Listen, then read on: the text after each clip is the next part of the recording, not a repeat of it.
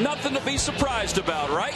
The Phillies starting pitchers took them out of the opening series and put together 3 strong performances, leading the home team to a series sweep. Each of the first 3 wins were not won single-handedly, but the results of a team effort. The ball gets handed to Cole to lead the team. Next.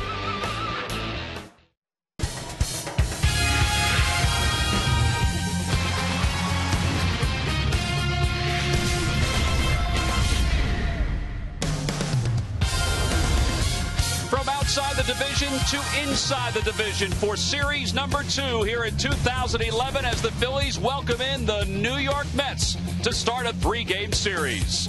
So far, so good for the Phillies starters. This is exactly what everybody had hoped for. Look what Halladay, Lee, and Oswalt combined to do. The first 3 starts, the 3 walked a combined 1 batter in those 3 games against the Astros. Hi, everybody. I'm Tom McCarthy, along with Chris Wheeler. Sarge will be along a little later on. It has been real good pitching, some timely hitting, pretty good storylines to start the season. Well, Charlie Manuel had a real twinkle in his eye tonight, Tom, when I said to him, hey, you got your 4th starter going tonight. Not too bad. He just went, yeah, not too bad is an understatement. When you think Cole Hamels is the number 4 starter on this baseball team, you have a heck of a pitching staff, no doubt about it. Now, Cole last year had a strange season because he didn't win a whole lot of games, but when you watched him day in and day out, he pitched as well as anybody on the staff. They just didn't get him many runs, but this guy was healthy last year. He added the cut fastball, and the Mets, who he has struggled against in his career, you can see right there getting quite a few strikeouts in some games last year. But Cole Hamels, look at the change from one year to the other. He was able to win just 1 more game, but the earned run average, big difference. Pitched more innings, hits were way down, few more walks, and 211 strikeouts. You know, a lot of teams will look at Cole Hamels and say, we'll take him as our opening day starter. He's a number 1. Well, it's interesting, Wills, you talk about those numbers. Last year, Cole Hamels appeared in 8 games for the Phillies, where the Phillies offense scored 0 or 1 run. He won 2 of those ball games. We'll see if it continues here in 2011. He'll be opposed this evening by big right-hander Chris Young, who had a very good spring for the Mets to win a spot in this rotation. All right, the first 3 days were about pitching, but also about offense. Ryan Howard has an RBI in each of the first 3 games. Ben Francisco's been hot. The lineups and first pitch when we return. Phillies baseball is brought to you by Anheuser-Busch. Smooth Busch beer and easy drink at Busch Light. Head for the mountains of Busch. By Southwest Airlines. Southwest Airlines' new Rapid Rewards. Unlimited reward seats and no blackout dates. By Toyota. Why do so many car companies compare themselves to Toyota? Come see for yourself at your local Toyota dealer today. By Xfinity. It's TV, phone, and internet reinvented only from Comcast. By Citizens Bank. We're for homes. Talk to us today about how we can help guide you to the loan that's right for you. And by Independence Blue Cross. No matter where you are in life or business, we have plans that fit. Go to plansthatfit.com.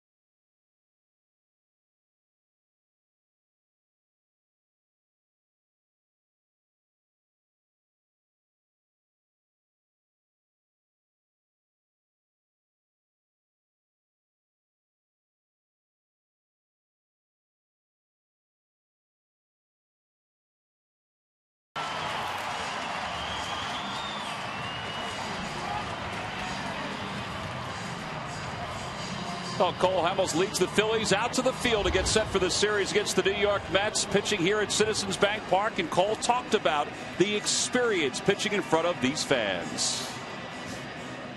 It's second to none. It's the best thing ever. I think ever since we've been able to play better and better every year, just the attention that we've attracted.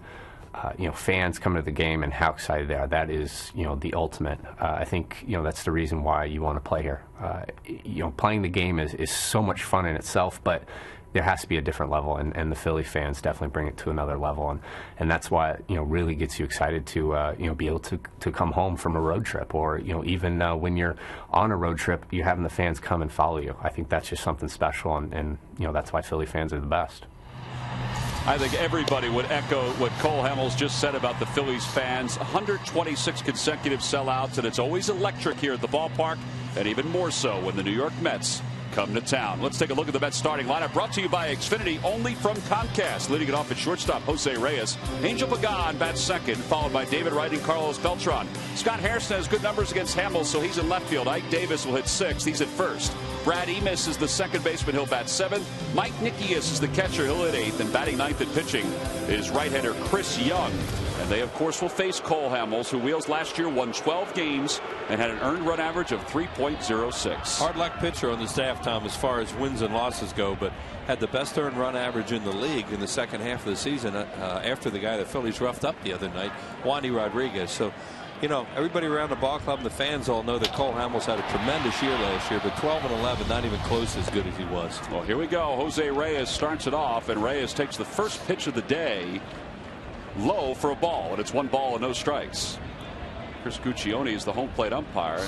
I thought he made a signal, but I guess he didn't. And there's the signal. It's 1 ball and 1 strike. Reyes is 3 for 15 this year. He has good numbers against Hamels with 3 RBIs in 32 at-bats. And he pulls that toward third, and a base hit. That's what the threat of a bunt does. Got pulled out. He's way up on the grass like that, and as a result, Reyes hits a ground ball that's an out. But because he's up so far, it's able to go by him. Now, he does hit the ball hard. See, it's only like a step to his left, and as close as he is, he just can't get there in time. And that's why it's so important for guys like that will bunt or show bunt, because they get the corner infielders up. So Reyes is aboard. You always have to watch him. He hasn't stolen a base this year, but he has 217 for his career. And Angel Pagan is the hitter. And Pagan shows bunt and takes a pitch inside. It's 1-0. Pagan last year hit .290 with 11 home runs for the Mets and 69 RBIs. Off to a cool start. He's 2 for 11 here in 2011. He made himself into an everyday player last year. And that ball, I think, nicked him in the hands. So the first 2 batters are aboard here at the top of the first.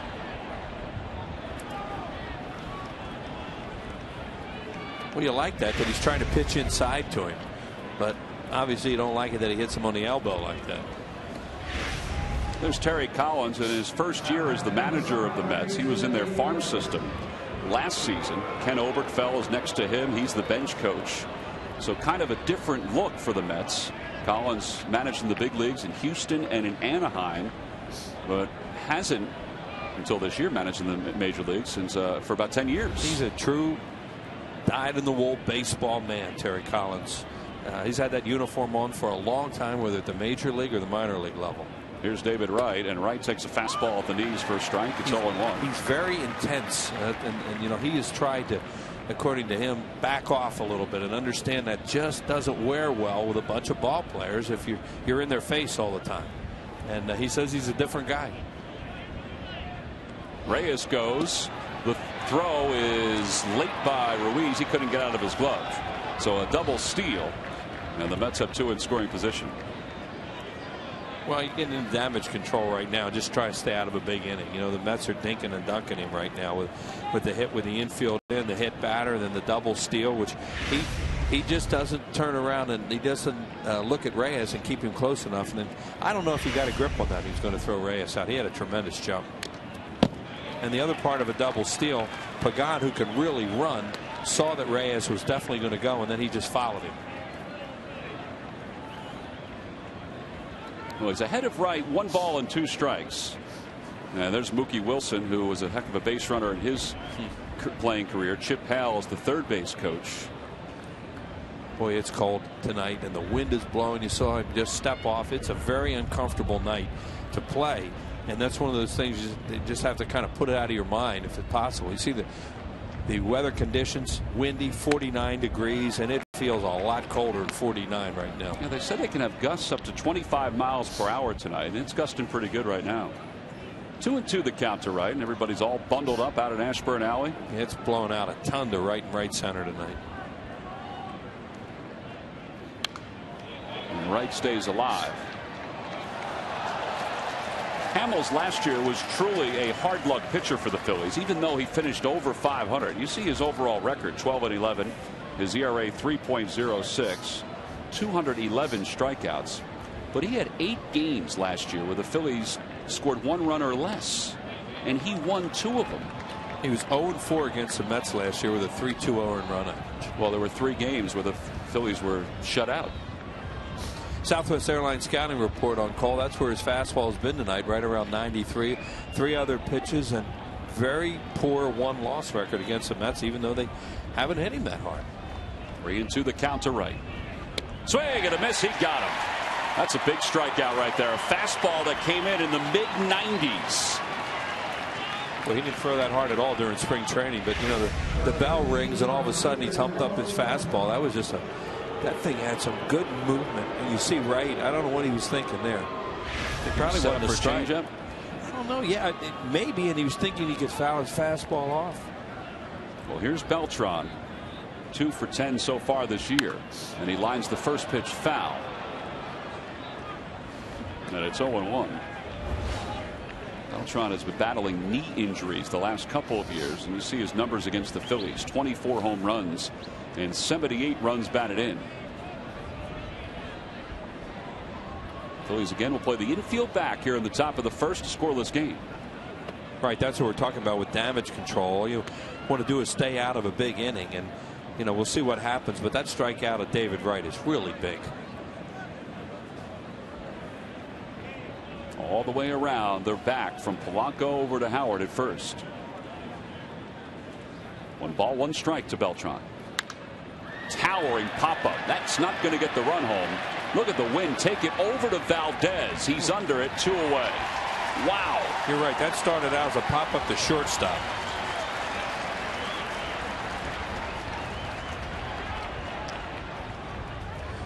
So he needs 1 more out, and that's a key. And speaking of keys, here we go. Nissan, keys to the game. Who are these guys? Well, the New York Mets have really changed some things around, and they're going to make more moves this year after this year. And that's a pretty good 4th starter out there for the Phillies tonight. Pretty good. Cole Hamels tonight, Joe Blanton tomorrow, Roy Halladay on Thursday afternoon.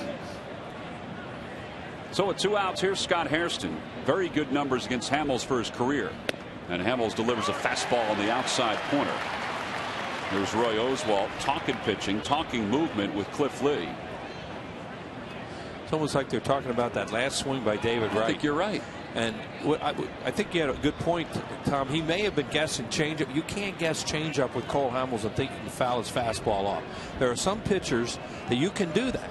But Hamels has too much giddy up on his fastball to just think, well, I'm going to sit on a changeup with 2 strikes and foul the fastball off. And that's what it looked like David Wright tried to do. Those 3 guys you just saw talking about David Wright. They started out the year the way you would want them to start out the year. Lee, Oswalt, and Halladay.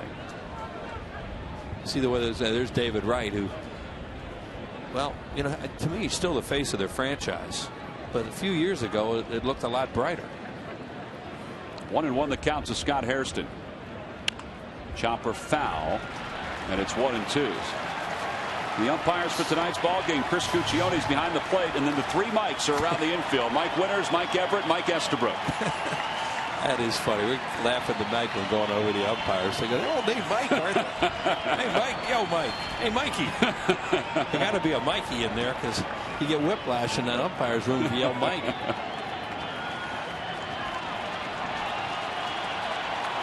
One ball, 2 strikes the count. Hamels trying to get out of a jam here in the first. And he got out of it. A swing and a miss. He threw a changeup, and Hairston was way out in front. So after the first two batters got aboard and went into scoring position, Cole Hamels buckled down, and he was dealing. 2 strikeouts in the first. The Phillies are up next.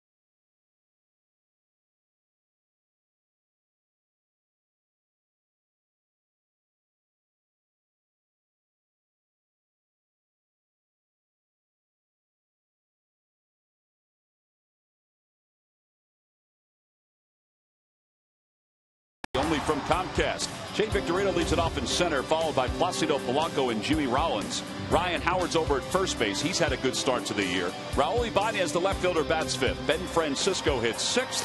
And the bottom third of Ruiz, Valdez, and Hamels. And they will face 31-year-old right-hander Chris Young, formerly of the San Diego Padres. And he's a guy that was just looking for a job this spring, Wheels. Yeah, and a few years ago, you didn't think you'd ever use that term on Chris Young. What a terrific pitcher he was with the San Diego Padres. He and Peavy gave them a heck of a 1-2. But like Peavy, he had shoulder problems, and he really has had trouble coming back from that. 2 wasted seasons for him, really. Last year, only 4 starts, 1 in April, 3 in September. But as you said in the opening, Tom, there you see the Southwest Airlines scouting report on him. He pitched very, very well in spring training, and they hope it carries over. Well, the first batter he faces tonight is Shane Victorino. And Victorino takes a pitch high. It's 1-0. See a 6'10" guy, and you wouldn't think fastball 84 to 88, but he's never thrown real hard. But he always got strikeouts up because guys say his fastball is sneaky. And there is that fastball at the knees at 86. Baseball's Prospectus did a story on Chris Young and his fastball. They clocked it at 84 miles an hour at one point during his career. But because he's 6'10", they did some kind of mathematical calculation that because his stride is 8 feet long, the fastball seems like it comes in at 92, 93. Right, that's what hitters say, that it jumps at you. Victorino lines it foul. You know, he beat Hamels. The Phillies went out to play a 4-game series in San Diego like 3 years ago, and he beat Cole Hamels 1-0 in the first game of that series. Here's that big overhand delivery of his, really pushes off on the back leg, and so far just throwing all fastballs. But then the Phillies won the final 3 games in that series. But that was a heck of a game that night. And Victorino down on strikes. He tried to check his swing, but he went around. That was the splitter, which he just added a couple of years ago. Yeah, I saw that on the scouting reports tonight. Don't remember him throwing that, and it really fooled Victorino. With 2 strikes, he sees it too late and can't hold up. There it is, a split. Had a pretty good dive to it. So 1 away. Here's Polanco. Polanco overall hitting .417 because he has 5 hits in his last 9 at bats.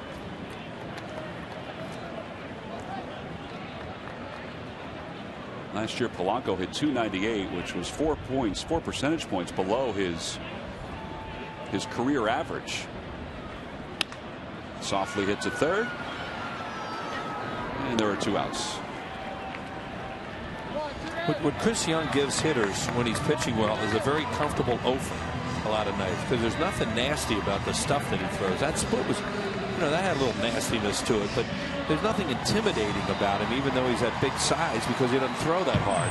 But you see a lot of hitters have 0 for 3s, 0 for 4s, and they go, how can I not hit this guy? Well, you see his numbers here at Citizens Bank Park in 3 starts, an earned run average of 6.60. And Rollins butts it up the third baseline. Man, oh man, that is a beauty. Gee. Well, we talked about Reyes, how he gets that third baseman in, and the first baseman cheating up a little bit. Charlie's thinking, I don't usually see my 3-hole hitter bunt that often. Hey, he's red hot, but the guy that's coming up next is pretty hot too. Oh yeah, and it's perfect bunt. Wright really wasn't playing for it. See who David Wright was? He's not even thinking about Jimmy Rollins bunting in that situation. Once the ball was fair, it was over. That's a put it in your pocket.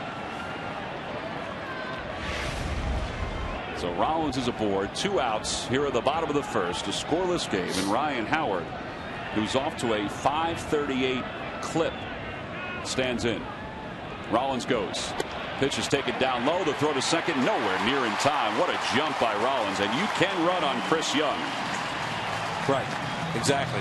Because of that big delivery, he got a little bit better in San Diego trying to hold runners on, but still not enough. When you have that long a stride to the plate, it's really hard for you to slide step or do anything, and you can turn it into a track meet if you can run a little bit. And Jimmy Rollins knows Chris Young and just took off. Second stolen base of the year for Rollins, so he's in scoring position. And it's 1 ball and no strikes to Howard. 3-man overshift, and right now has to move back towards the bag at third with a runner at second. In the air to right field. If it's fair, it's long gone, and that's going to hook foul. Whoa, wow. Into the upper deck. That was an upper tanker if there ever was one on a cold night. Man, that was impressive. Wow. But it's all it is a strike. As a fastball had a little bit of a cut to it, and he's trying to keep it fair, but there's no chance. This thing's way foul. Boy, that had to feel good. It's the way I used to hit him in Japan. That's what Chuck's thinking. 1-1 the count to Howard. Down low, 2 balls and 1 strike. Here's the 3-0 he hit out on Sunday. Fastball from Bud Norris. Then he came up 3-0 next time and got something off speed and hit the top of the wall. I told him it just sounded like it was going to go far, and he laughed. And they're being very careful for him right now. 3-1 the count. The Lucky McDonald's Phillies home run jackpot contestant is Michael David King of York, PA. If the Phillies hit a home run in today's ball game, then Mike's going to win $100. He may just go off speed right now, or Oli Banya's on deck, but Howard is hot.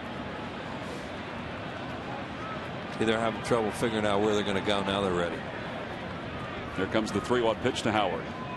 Swing and a miss. He kind of challenged him with a fastball. Yeah, and you see how it's up a little bit. And that's where Chris Young strikes out hitters a lot of times with high fastballs. Ryan Howard with 28 home runs. No surprise who's 1 and 2. Burrow used to wear these guys out, and Chipper Jones has over the years. And he foul tips it into the glove of Nikias, and the side is retired. So for the Phillies, they leave one in scoring position. No runs, 1 hit, 1 man left. We're through 1. We go to the second.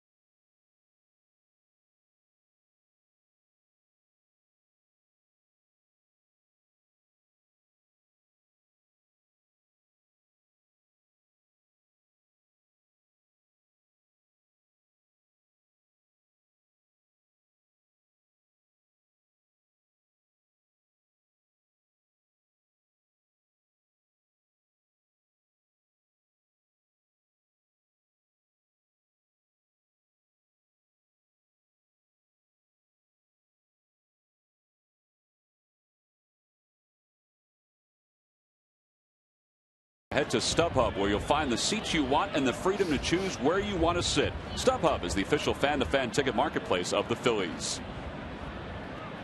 Top of the second, Ike Davis leads it off, and he'll take a pitch on the outside corner. It's no balls and 1 strike. Hamels not only did a great job of getting out of that trouble in the first inning, he did a great job of not using a lot of pitches. First 2 guys get on, 2 on, nobody out, and he only threw 19 pitches in the first inning.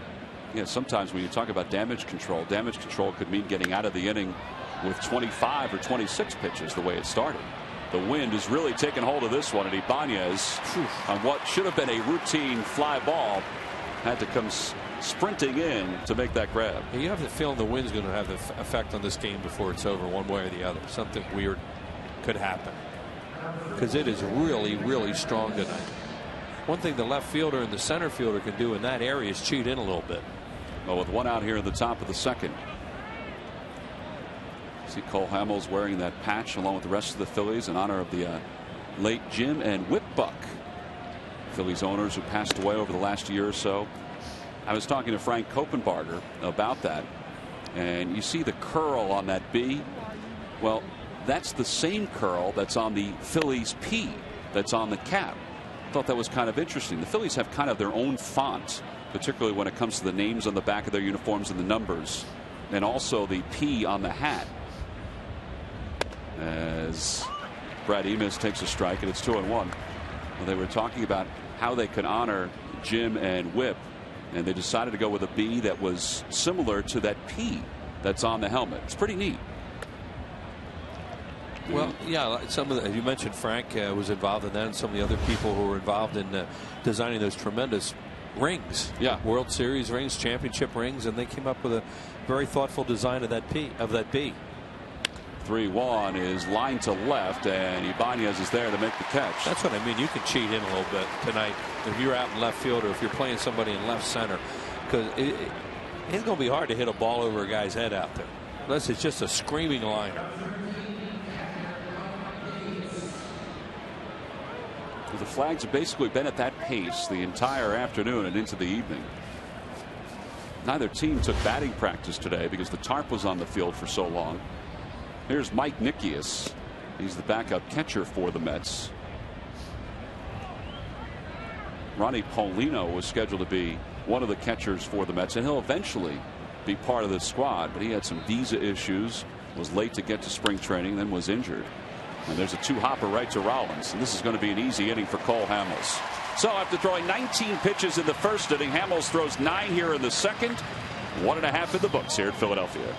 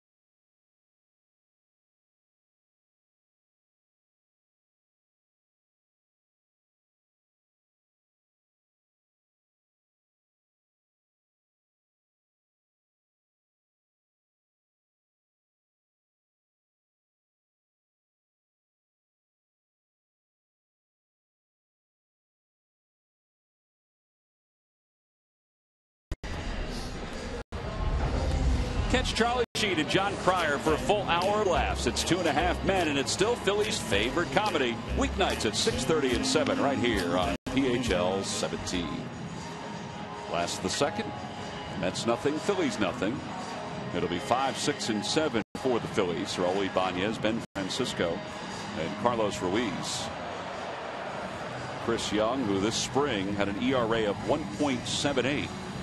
The Mets signed Young and Chris Capuano, guys who I guess you can consider cast-offs from their former teams. Look at their rotation. Then you put R.A. Dickey in there, who was a cast-off a lot of his career and pitched so well last year. And you can see how they're just scrambling to fill out their rotation right now. But you never know. Guys can come, have had problems, and then they'll have a good year for you. So that's what they're hoping will happen. They don't know if Johan Santana will pitch all year. Right. They anticipated he'd be back at some point in June, but it's looking more and more like the All-Star break. Yeah, and when you come back from shoulder surgery, there's Dan Worth and their pitching coach. You don't know, about a guy, and Santana has been, he's been slow to come back. 1-1 the count to Ibanez. And Ibanez tries to check his swing, and he went around, according to Chris Guccione. And it's 1-2. Kid they have pitching on Thursday is good, Jonathan Neese. If they can keep him healthy, he's had some leg problems, but he has nasty stuff. He tried to check again, and he went around. So, third strikeout for Young. And there's one away. That's the same pitch he got Victorino with. Well, it looks like he wants to use that to left-handed hitters. He never had a pitch like this to put left. You figure his hands are certainly big enough to throw it, and there he goes. You can see the split grip as he threw it there, and that thing went down too, and it's fooling the hitters. I'm surprised that Chris Guccione hasn't asked for help on some of those check swings. Maybe that's the new thing this year. Saw a little of that over the weekend. That's true. Here's Ben Francisco. He's had a good start to the year. 6 for 13. He's hit 461 with a home run and 4 RBIs. And he fouls the 1-0 back into the Hall of Fame club. So 1 ball and 1 strike. On the Toyota Major League scoreboard, the Cubs hung on and defeated the Diamondbacks 6-5. Marlon Byrd had an RBI double. That turned out to be the game winner for Chicago. And the Cubs are above 500. Swing and a miss, and it's 1-2 to Francisco. Looks like he's throwing fastball, breaking ball to the right-handed hitters, and fastball, breaking ball split to the left-handed hitter. So far, it doesn't look like he's going to throw split to right-handed hitters. Well, he's ahead of Francisco. And he delivers a breaking ball outside. The breaking ball of his is not. It's kind of like a curves slider, as they say, a slurve. It's not real hard. I don't know what the velocity is, but it looks like it can't be but about 80. That'll be back into the seats again. Well, Francisco certainly put a charge into one of the first inning on Sunday against the Astros. Yeah, Bud Norris was pumping some fastballs in that first inning, and Phillies were turning them around in the long balls. First Ryan Howard, and then Ben hit one. Yeah, those were the first 2 home runs of the season for the Phillies, and they came in the first inning on Sunday. Down and away, 3-2. See the breaking ball speed up there, 79, and that's normally in between curve and slider speed. Ruiz waits on deck.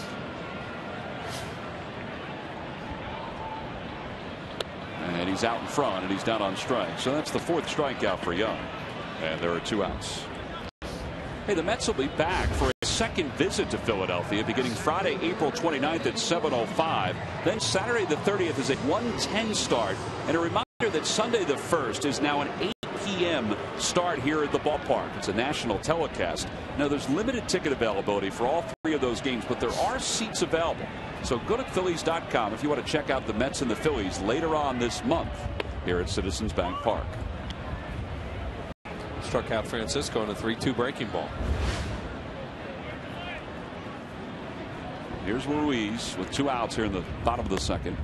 And it's 1 ball and 1 strike to Ruiz.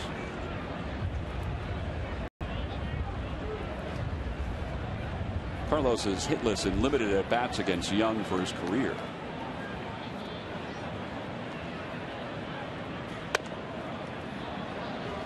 Another one. A lot of sliders or slurs in this inning from Chris Young, not using his fastball all that much.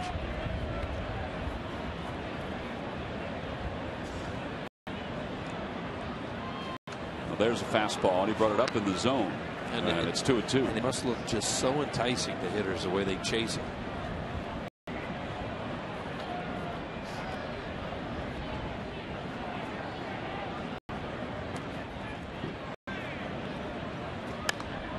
goes the opposite way. Beltran started in. Now he goes over to the line, and it's a 1-2-3 second inning. So the Phillies go down in order. We go to the third here in Philadelphia. Ball game is scoreless.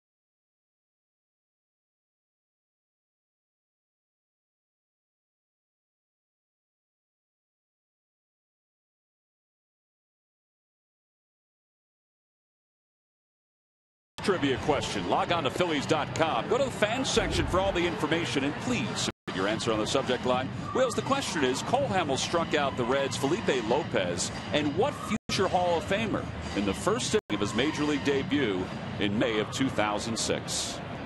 The answer will be revealed in the seventh inning.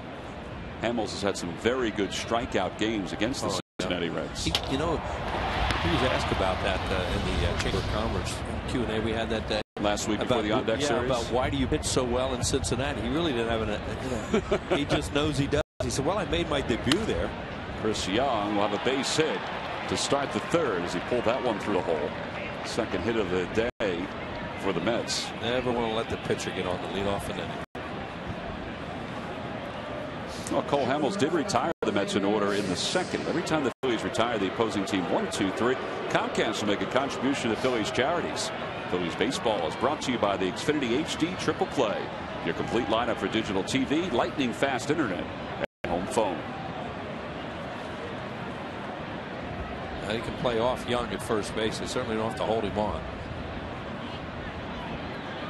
And Reyes busts back to the mound. Hamels doesn't look at second, and he doesn't get him at first. Didn't get the ball out of his glove. Couldn't get the ball out of his glove, and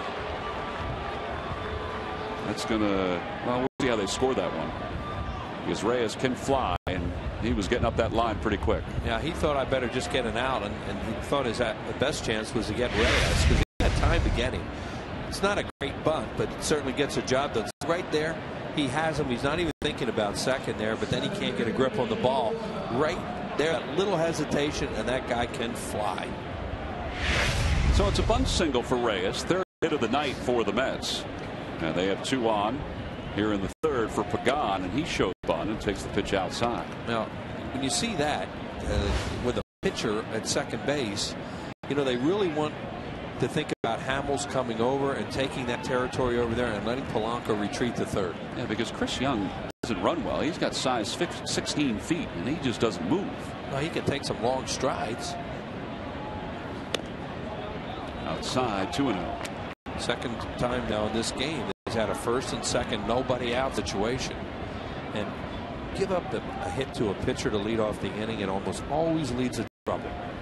Chris Young leading off second, took a glance over at Chip Howell, who was laying down the signs, and Howell's looking at the infielders for Young, and a fastball for a strike. 2-1.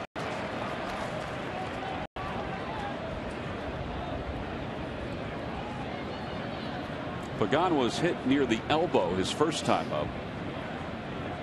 They have really good speed with these two guys at the top of their order, and Reyes and Pagan. Pagan is sneaky fast.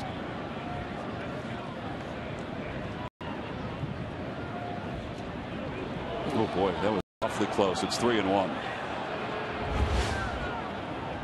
Pagan's numbers with runners in scoring position. He was among the league leaders for a good part of the year. Overall at 339. Well, he has to think he's going to get something ahead here because you don't want to load him up. Nobody out for right.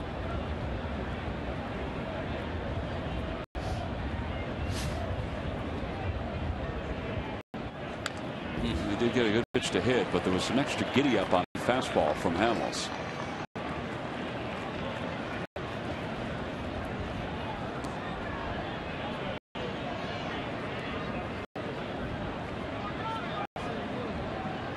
Reyes on first, Young's on second, with nobody out here in the top of the third. And ball 4, and the bases are loaded.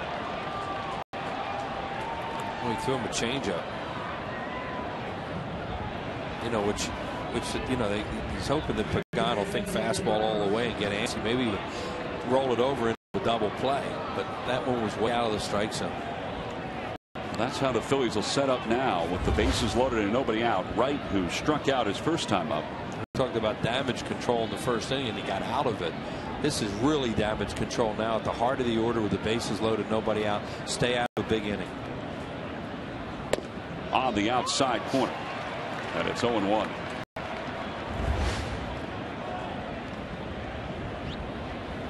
Wright's numbers with the bases loaded.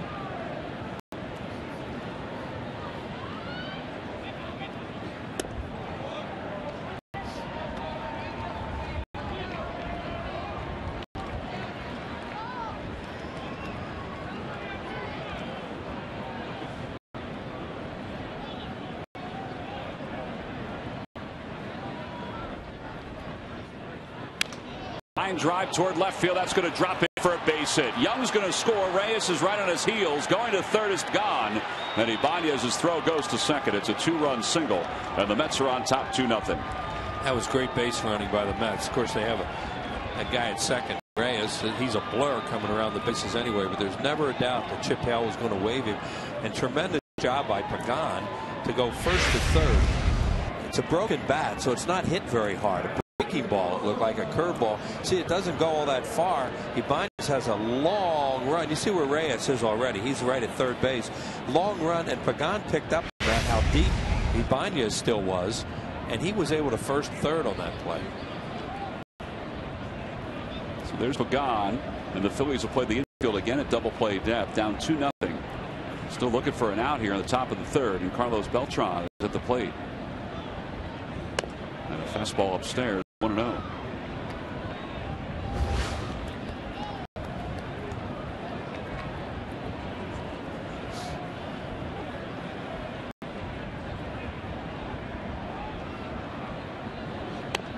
There's a fastball for a strike. That's actually the cutter from Hamels. And it's 1 ball and 1 strike.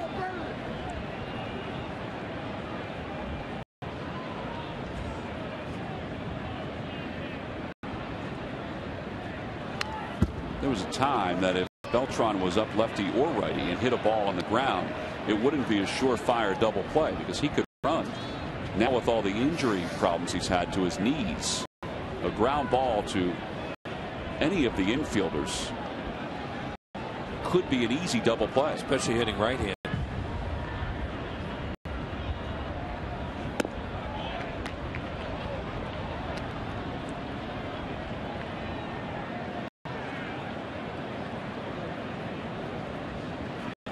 Hamels trying to limit the damage here in the third.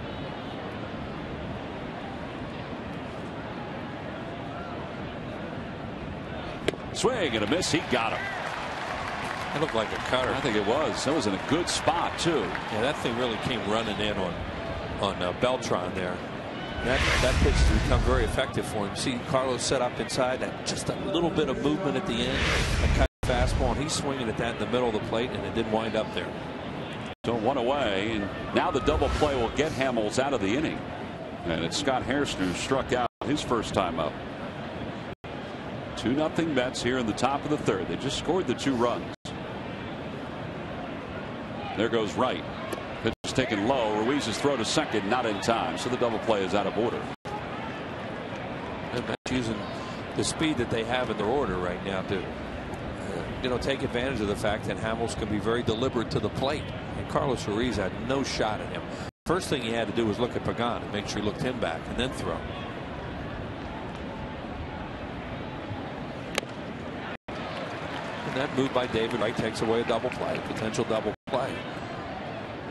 And you're still going to play the infield back right now. Try and stay out of a bigger inning. Yeah, the Phillies offense has not been a concern, at least through the first 3 games. They've averaged 7 runs per game. That ball gets away from Ruiz. It'll go back to the wall, and another run is scored. Over to third goes Wright, and it's 3-0 Mets. It looked like a pass ball. What happened there?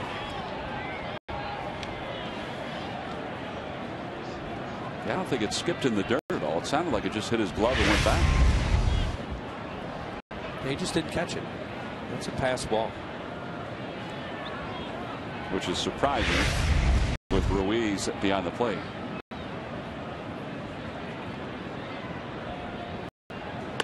Up and in, 3-1.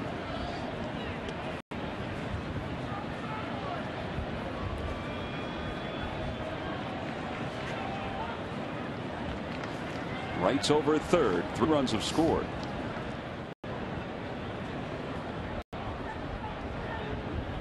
And now the infield comes in. There's ball 4.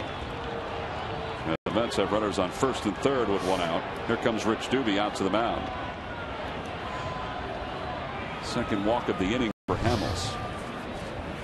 Well, he's a lot better at composing himself than he used to be, but he is just really ticked off to give up a hit to the pitcher and then a playable bunt where he doesn't get it out, and then a big jam, and giving up 3 with potential for more.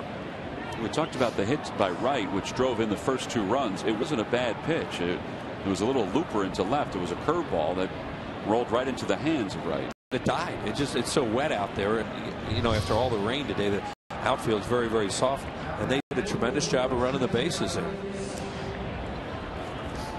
So after Rich Doobie goes out to the mound, Hamels has thrown 22 pitches in this inning alone.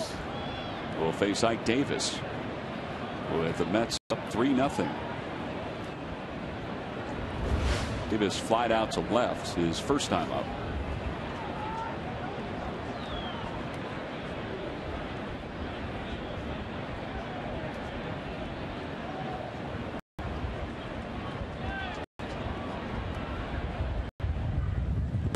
And on the outside corner with a fastball, and it's 0-1.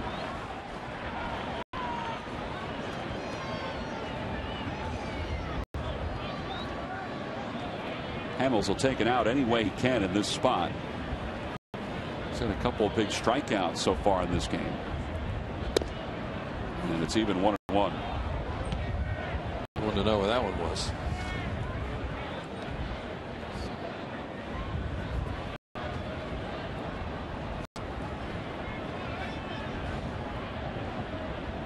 One ball, 1 strike to count. And again, he misses low. It's 2-1. Hamels last year, in the second half of the season, led the National League in strikeouts. His command was outstanding. Now tonight, you see he's just thrown 7 first pitch strikes, and that's got him into a little bit of trouble. And a throw over to first, and Hairston dives back.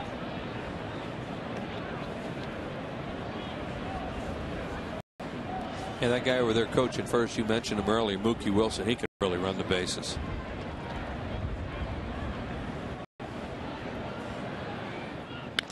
Line drive, base hit to center field. Wright will walk home from third. Up to second is Harrison, and it's 4-0 Mets.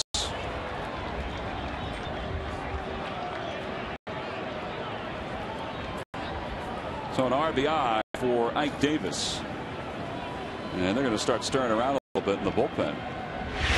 Yeah, this inning is really falling apart right now. Cut fastball out over the plate, and a good swing there by Ike Davis.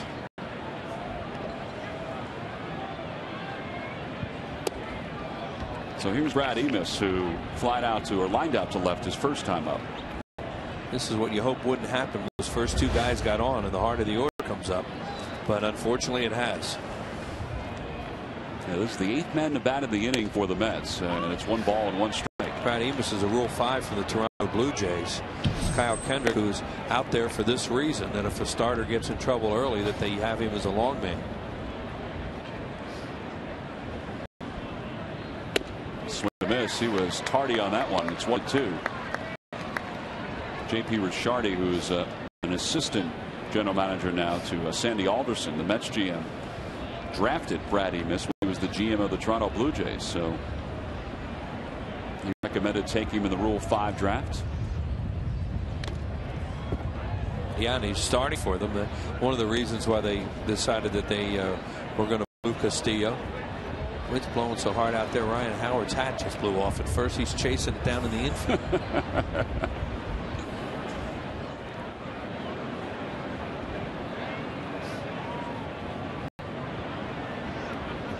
Back toward the middle, a little flare into center field, a base hit. Hairston's going to score easily from second, and it's now 5-0 Mets. And just the second hit of the year for Amos. And he broke his bat on a change, hit it right off the end of the bat. So, you know, the Mets in this inning, they're hitting them hard and soft and finding a lot of holes. That's the first major league RBI for Amos, and the pitch count for Hamels in this inning is piling up. And the Mets have batted around.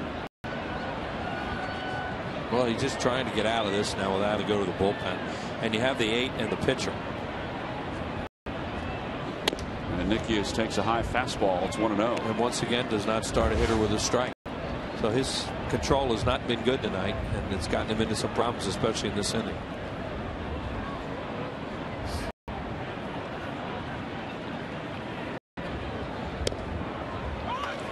You just have trouble with certain teams too. You know, there's different guys wearing these uniforms right now, but here's Hamels in another game with the Mets where he struck. We mentioned his overall numbers, 2-8 in 13 games. His ERA was not bad coming in, 3.83. Last year we said he was 0-4, but he had 3 different games where the Phillies just didn't score any runs. He lost 2 1-0 games and 1 3-0 game to the Mets.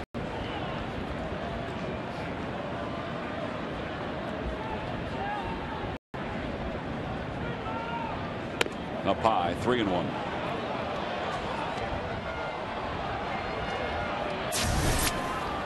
No, right now, you know whether he's going to be able to get out of this. Phillies pitchers who have lost 4 games in 1 season to the Mets: Steve Carlton, Grant Jackson, Kevin Gross joined Cole Hamels. On the inside corner, 3-2. Steve Carlton didn't lose a whole lot of games in '72. That year he won 27. 27-10. So that's gone up 4 times. 4 times out of the 10 losses. Probably Seaver got him a couple times. They seem to match up a lot. Here's Chris Young. He started this rally as Nikias lofts it to shallow center. Reno comes on, and there are 2 outs. So although the Mets have batted around and Chris Young will bat for the 2nd time, Hamels can see himself through this inning with the pitcher's spot up. Even with Young having that base hit his first time up.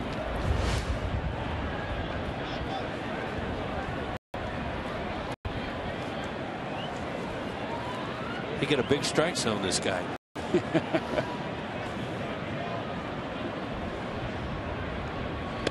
Swing and a miss, and it's 0-1. That base hit that Young had to start the inning was his 23rd. Well, there's the 23rd of his career. Nobody was on then. He has 2 on now with 2 outs here in the top of the 3rd. He has 1 major league home run. That came against John Lannan of the Washington Nationals.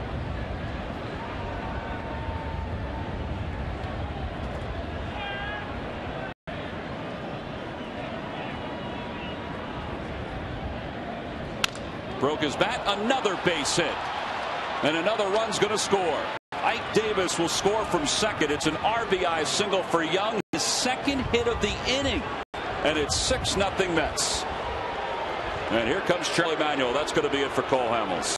Yeah, it looked like he wasn't going to get out of the inning, and then he got Nikias out, and he thought, well, he can get Young out and get out of the inning, but just not his night, especially this inning. So 2 hits from the pitcher, including an RBI single here in the 3rd. Hamels faced 10 batters here in the third, and that's it. Kyle Kendrick is coming on. So Hamels' first start of 2011 has not gone the way he anticipated. And this is an AT&T call to the bullpen with 2 outs here at the top of the third. Phillies trail at 6-0. Kyle Kendrick is coming on in.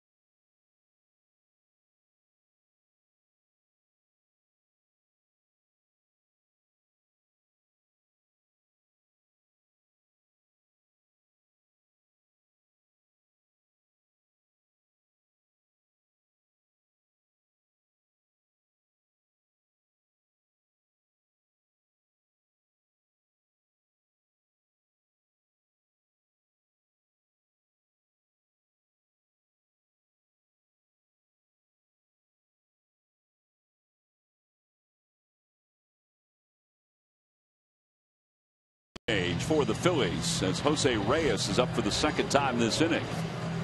And it'll be right-hander Kyle Kendrick who's out of the pen. Kendrick's appeared in 1 game so far this year. He threw an inning and a lot of hit and a run against the Astros on Sunday. And Chris Young getting the hit to lead off this inning, and then the bunt single that was mishandled really got this whole thing underway. It was Reyes who punted the ball his first time up this inning and was able to beat the throw by Hamels over to first. So he's 2 for 2. And Kendrick is ahead, no balls and 1 strike. Enos is on second, Young's on first.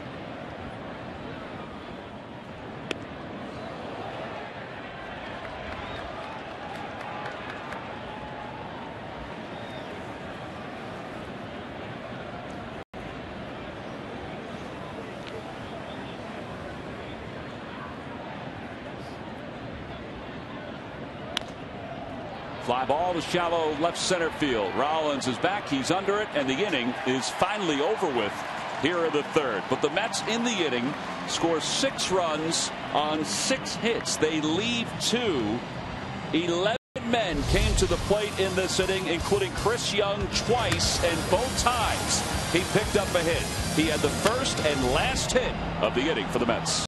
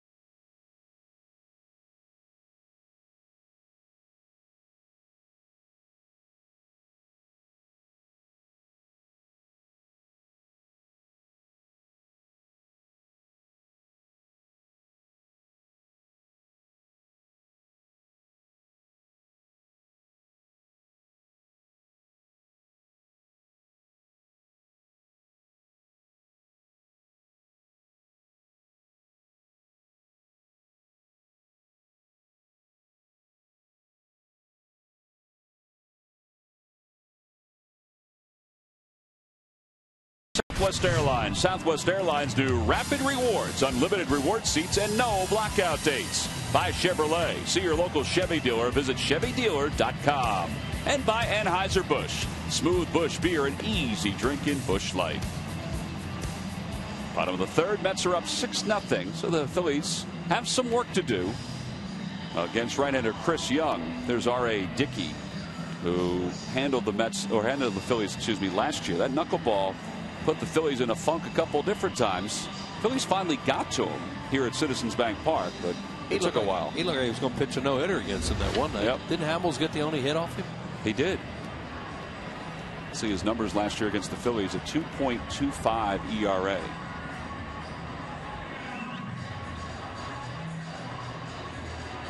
He picked up a win in his first start this year against the Marlins.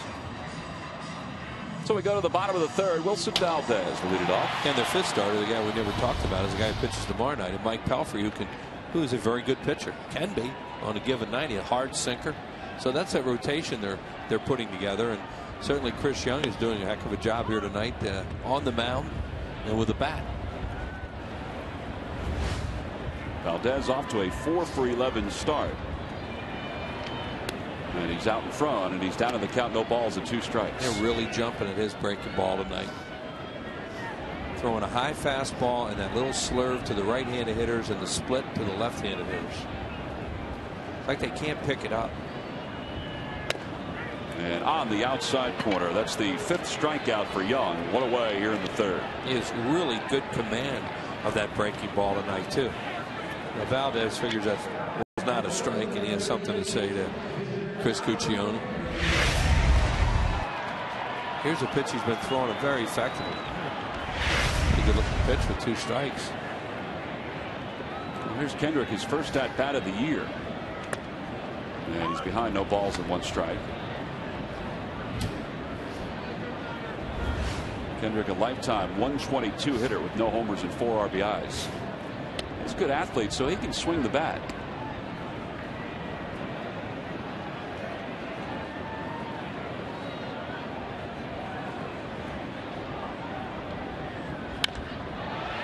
To center field, and Pagan goes back a few steps, and there are 2 outs.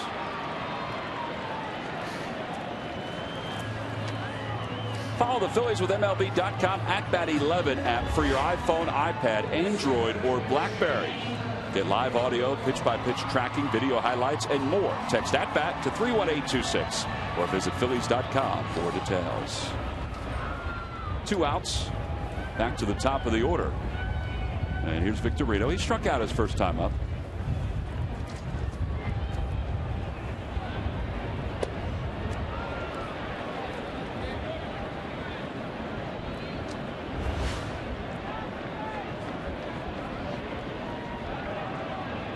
It was interesting to see the note in the Phillies notes today that Victorino over the last 3 years has 499 hits, which is the most among Phillies players. I mean, he has had 3 very good years.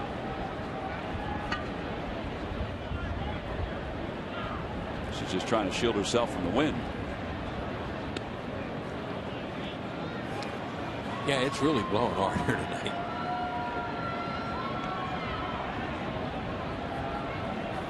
Sometimes it could be a tough night to pitch on nights like this, but Chris Young certainly isn't having any problems.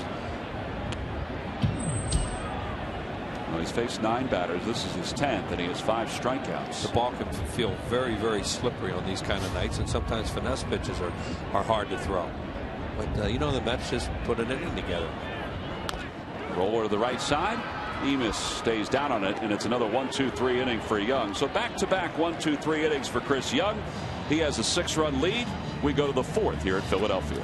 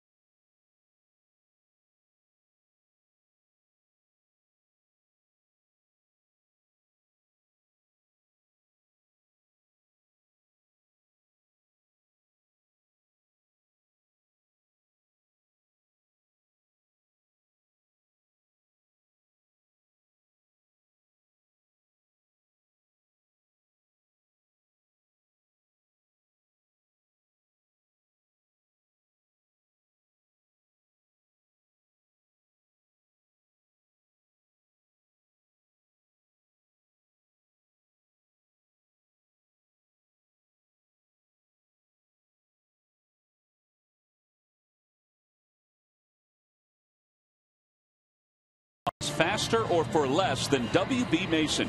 With free next-day delivery and in many locations free same-day delivery, WB Mason is the one office supplier that really delivers. Who but WB Mason? Well, we head to the top of the fourth here at Citizens Bank Park. Gary Matthews joins us up here in the booth. There's John Mayberry and Chase Utley in the Phillies dugout. Ruben Amaro talked to the media today because there was a report that Chase was about ready to start running, which was the next step for him in his rehab. And Ruben Amaro said today that Chase's rehab is going well. You still need to have patience during that rehab, and no, he was not going to run the bases today. As we start the fourth, Angel Pagan leads it off. It'd be nice to call Chase's name, Sarge, eventually, and see him over at second base. And he is progressing. He's taking ground balls. He's moving from left to right. But one of the important things to do is to run. Yeah, and he hasn't done that yet. That's the most important thing. Once he starts to run, that means that he's pretty close. And when he starts to run, he hopefully won't have that pain in the knee. 1-2 the count to Pagan. Well, that's what Ruben reported today, too. He said that everything that Chase has done, he has responded the next day quite well, whether it be taking ground balls, whether it be taking batting practice. And, you know, that's a good sign. Good sign when he's out on the field, period, especially moving from left to right. Speaking of moving from left to right, Pagan has to move out of the way of that pitch from Kendrick, and it's 2-2. I thought it was interesting, too, Sarge, that Ruben was asked, will Chase accompany the team on the upcoming road trip? It's the first of the year to Atlanta and Washington. And Ruben said, oh, yeah, that's the plan. Because Charlie left around, because even if he's injured, he's still a leader. Yeah.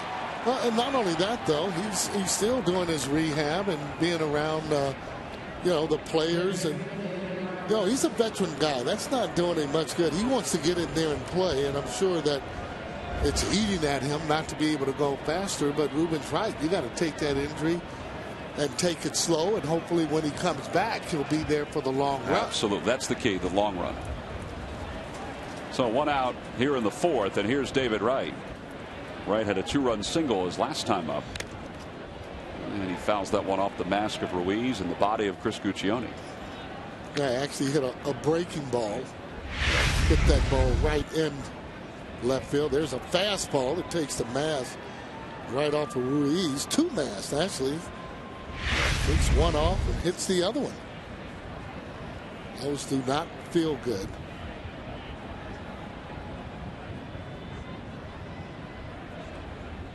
Opposite way, and Wright has another base hit. A 1-out single here in the top of the fourth. Well, the Florida Marlins will be here Friday, April 15th at 7:05 as the Phillies and the rest of Major League Baseball salute Jackie Robinson. Saturday the 16th is a 7:05 start against the Marlins. Sunday the 17th is the Fanatic's birthday. It's brought to you by Citizens Bank, and it's a free Fanatic face T-shirt for fans 14 and under. Again, as we mentioned before, it's a limited amount of tickets that remain. Order it now at Phillies.com, and on the Toyota Major League scoreboard, the Marlins are trailing the Nationals 2-1 in the fourth.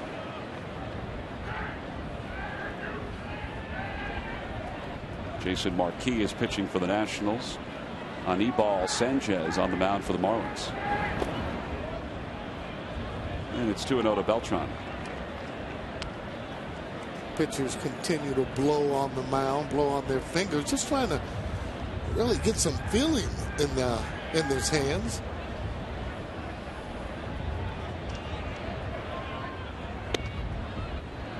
Pretty good pitch. Now that's where Kyle wants to throw the ball, though. Doesn't want to be out in the middle of the plate. I thought that was a good pitch on the outside part of the plate. Scott Hairston waits on deck. And there's ball 4. So the Mets have 2 on with 1 out here in the fourth.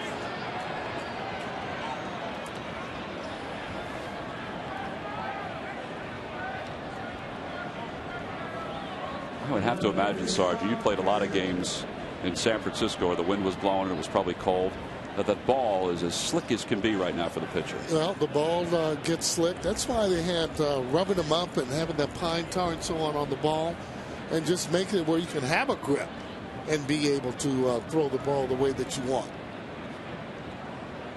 Here's Hairston, and he takes one on the outside corner. Always difficult to play in the cold weather, but both teams are in the cold weather, so see J-Ro trying to keep those fingers warm.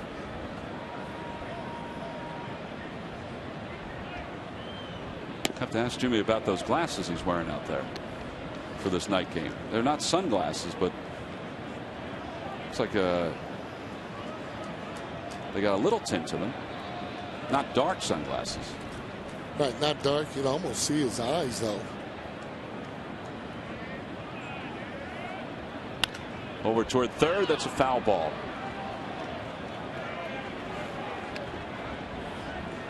So Wright goes back to second. Beltran back to first. So far, though, New York hitters have had a pretty good plan up at the plate. They've hit some hard balls. They've had some balls fall in that not so hard. One thing, though, they have done that's very noticeable is running the bases.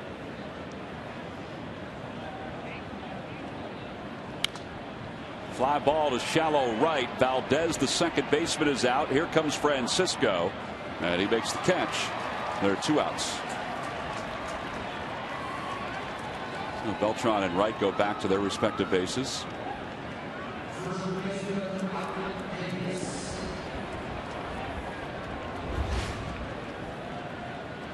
Now the first 3 games, Phillies pitchers overall walked 3. Starters walked just 1 in those 3 games in 19 innings of work. Tonight, Kyle Kendrick and Cole Hamels have combined to walk 3. Yeah, Cole just couldn't get started, it seemed, and get in a rhythm. Mike Davis off the end of the bat, a slow roller to second. Valdez will just run it right to the bag, and the side is retired. So Kendrick allows a couple base runners, but leaves both of them out there. We've played 3.5 here in Philadelphia. It's the Mets 6 and the Phillies nothing.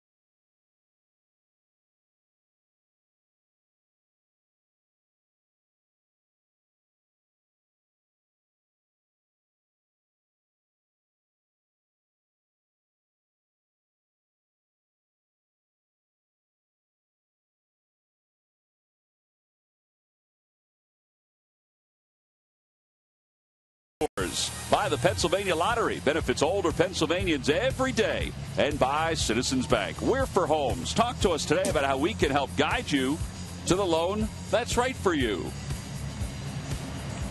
Well, a breezy, cool night here in Philadelphia. The Mets lead at 6-0 as we go to the bottom of the 4th. That's right. If you want to visit the Majestic Clubhouse store, you can stay warm on a night like this. Yeah, this is when it pays to have short hair like you have. Doesn't get in your eyes. Trying to do the game, able to see everything. Yep, that's why I decided to lose all of it, Sarge, because I don't want it to get into my eyes. Mine's by choice.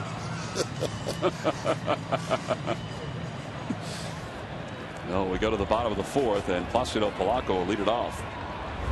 Polanco's 0 for 1. He grounded to third, his only time up.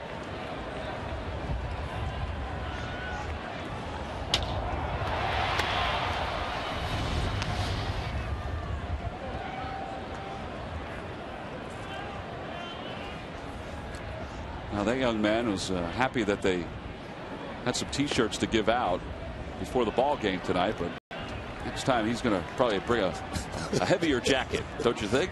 And gloves. Maybe some gloves, maybe a scarf. A pie, and it's 3-0 to Polanco.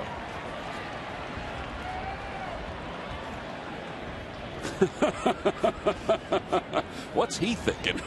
He did. On the outside corner, it's 3-1. Well, his team's up right now, so he's probably feeling pretty good, even though it's a bit chilly. A little extra face paint, that'll keep you warm, Sarge.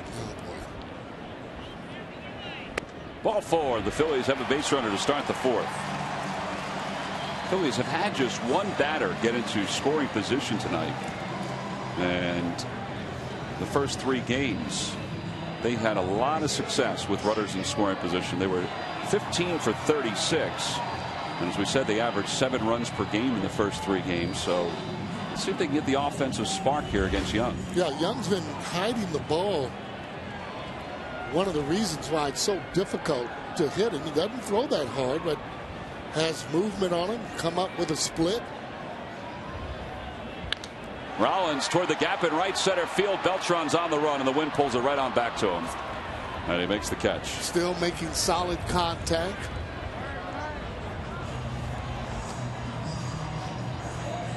Well, you go back as a hitter and you don't understand why you're not squaring up balls on Young, because he doesn't throw hard. Balls coming right over the top, but he hides it, has that big stride. You don't pick up his arm the way that you should on normal pitches. And then once you decide you're swinging, the ball's right up on you, which makes it difficult to hit. It's not so much how hard you throw, it's location and being able to throw the ball where the hitters don't get a good read on your ball. Ryan Howard is the batter. He struck out his first time up, and he hits it hard but foul. And it's 0-1. Wheels was mentioning sometimes when you face a guy like Young, it's a comfortable offer. I mean, you probably had guys like that would frustrate you, that wouldn't throw that hard from the right side, that you'd look back the next day and say, man, how did I not get a couple of knocks? Well, and that's a bad feeling. Andy Messersmith had a good changeup, but he was comfortable to hit off of.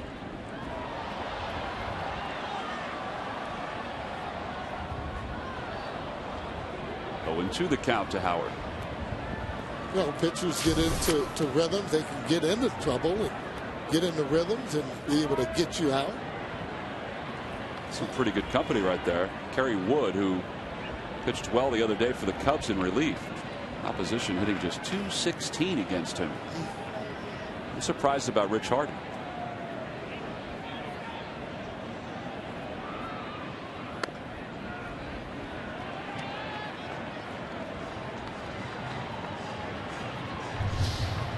So Young reaches 50 pitches. Yeah, keeping a lot of balls high in the zone. Well, with 2 strikes, he likes to throw that little split. That's what he's been throwing. It has movement as it goes away from the left-handed hitter. Outside, 2-2 to Howard.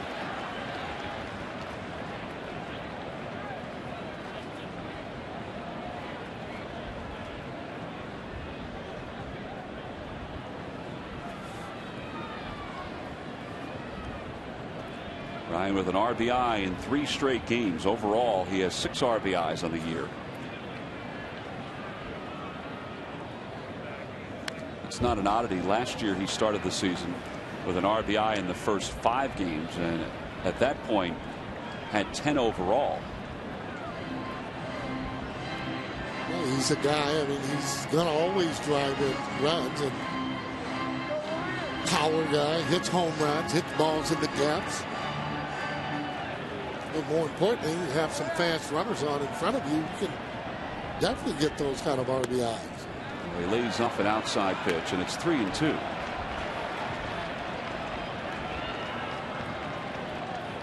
Ibanez waits on deck. Phillies trail at 6-0 here in the bottom of the 4th.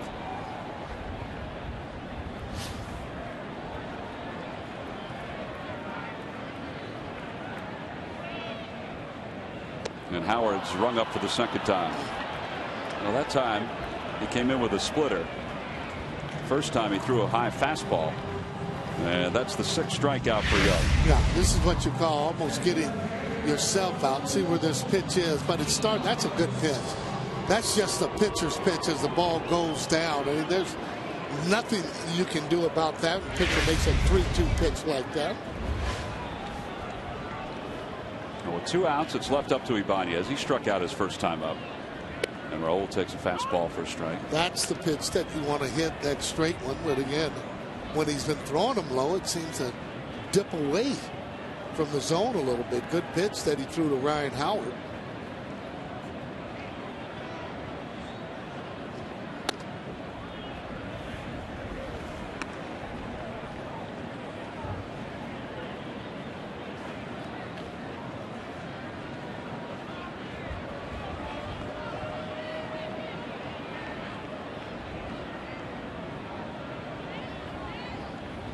Opposite way, that'll be a base hit for Ibanez. He just served it right out into left field. And the Phillies have 2 aboard with 2 outs here in the 4th. Hey fans, if you want to add to your Phillies game day experience, well, pregame party areas for groups of 20 or more are the perfect way to entertain family, friends, or business associates. A variety of party areas to choose from. For more information, call 215-463-5000 and ask about pregame parties at Citizens Bank Park. With 2 outs, Francisco, who struck out his first time up, will get a chance to bat. And he takes a fastball in the outside corner.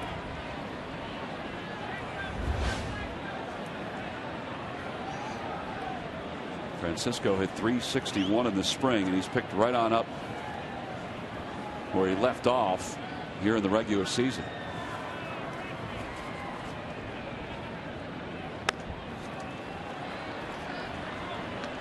Jimmy Rollins still thinking about that at bat. You said it, Sarge. He hit that ball hard, and he has a lot of conversations with Charlie Manuel about hitting, and this one is ongoing. Could have got it a little further over. That ball would have been in the gap. Kind of hung up. Fly ball down the right field line. Beltran over toward foul territory, and he dropped it. And actually, they're going to say fan interference, and they're going to call Francisco out on the play. That'll be the 3rd out of the inning. Mike Winters, the first base umpire and the crew chief, made the call. Let's take a look at it. Again, Beltran jumped up in play, and the hand went on his glove and jarred the ball loose. The inning comes to a close.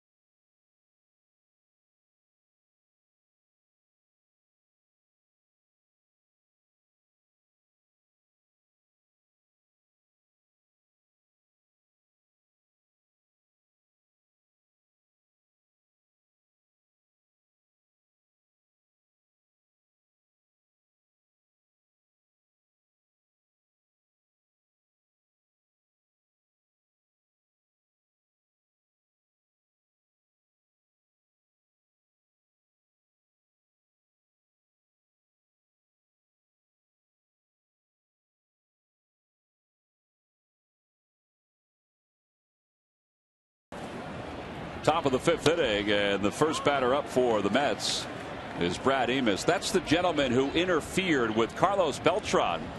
Beltran was trying to make a leaping grab in play, and the gentleman hit his glove and jarred the ball loose. And Rule 3.16 of the Major League Baseball rulebook says when there is a spectator interference with any thrown or batted ball, the ball shall be dead at the moment of interference, and the umpire shall impose such penalties as, in his opinion, will nullify the act of interference.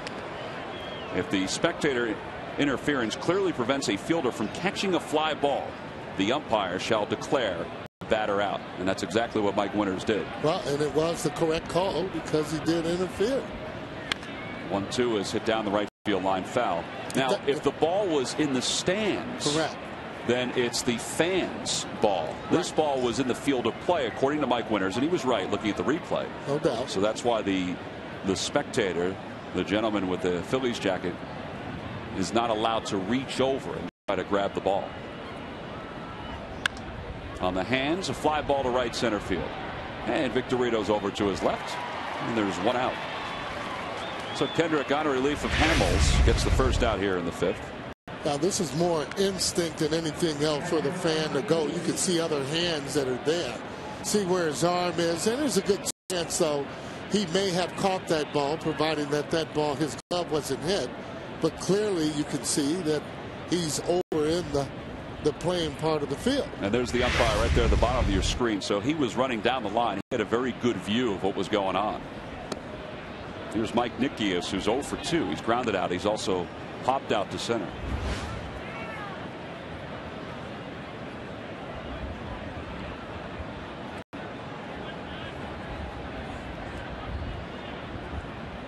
That rule goes on to say, and it's actually neat to read the rule book from time to time.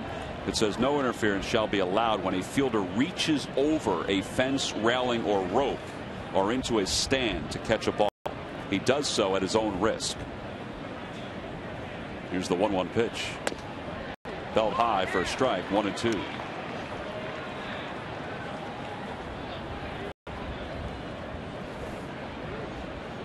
Well, you'll see that from time to time during the course of the season. And again, for the fans' sake, they're just trying to catch a ball. Down the left field line, it'll be a foul ball. Well, and it also adds to the discussion of instant replay, Sarge, because right now the umpires use replay to judge home runs, whether they are home runs or not. And there are some folks that feel like interference is one of those pieces to the puzzle that Major League Baseball should use instant replay for, if there's, a judgment that is difficult to pick up. Yeah, well, I mean, then where do you stop that? Ground balls that are hit. I think the game's kind of long enough, and the good thing about this game is that a lot of times it is judgment, and you have the human factor that's in there. And I think that it's good. A lot of times you don't want the determining factor to be on a bad call, but in my playing days, I've had a home run that was a foul, clearly foul, and they called it fair, and vice versa. Well, 2 outs for Young, the first Mets pitcher ever to have 2 hits in 1 inning, and the last one to do it against the Phillies since Madison Bumgarner of the Giants. 0-2 the count to Young.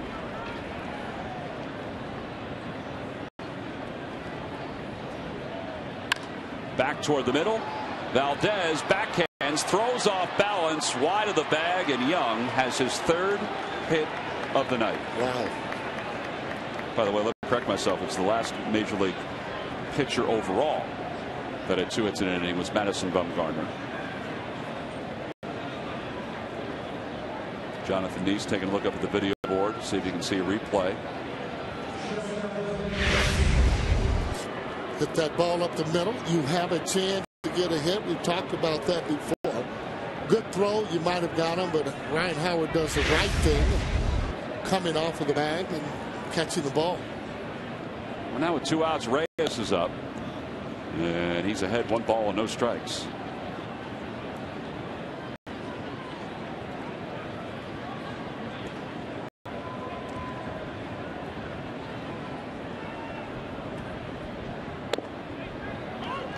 Reyes is 2 for 3. as Kendrick delivers a sinker for a strike, and it's 1 ball and 1 strike.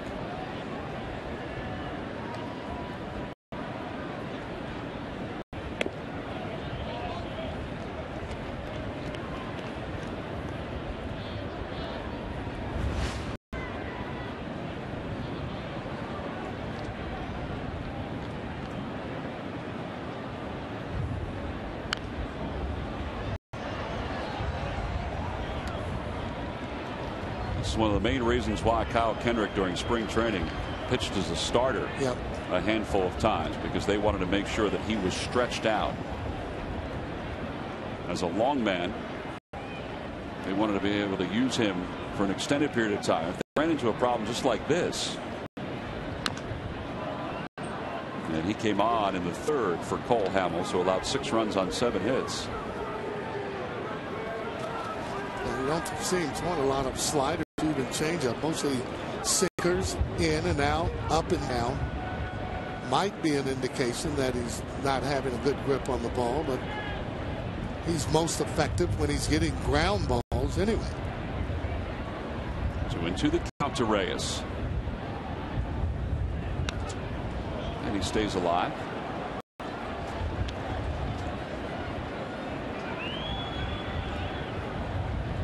Reyes last year came back from injuries to hit .282 with 11 home runs and 54 RBIs. He's a free agent after this year. Yeah, well, he'll definitely get some offers if not back in New York. I mean, he's the type of player, leadoff hitter. I mean, he gets on, he means business. He could steal bases for you. And last year or so, he has had a lot of different injuries, leg injuries. But when he's as healthy, he's as good as it gets in terms of stealing bases. There's a foul ball down the first base line. And it remains 2 balls and 2 strikes. Well, you saw that note what the Mets winning percentage is when he scores. It's kind of like the Phillies, who have a .694 winning percentage all time when Jimmy Rollins scores as the leadoff hitter. Wow.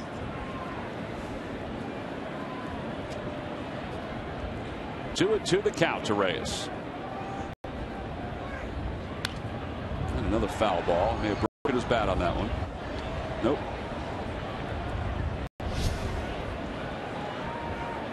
So 9 total pitches in this at bat and 6 foul balls.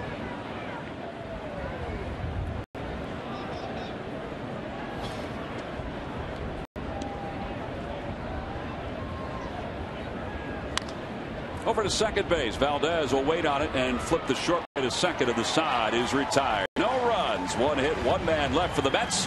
We've played 4.5 here in Philadelphia. It's New York 6 and the Phillies nothing.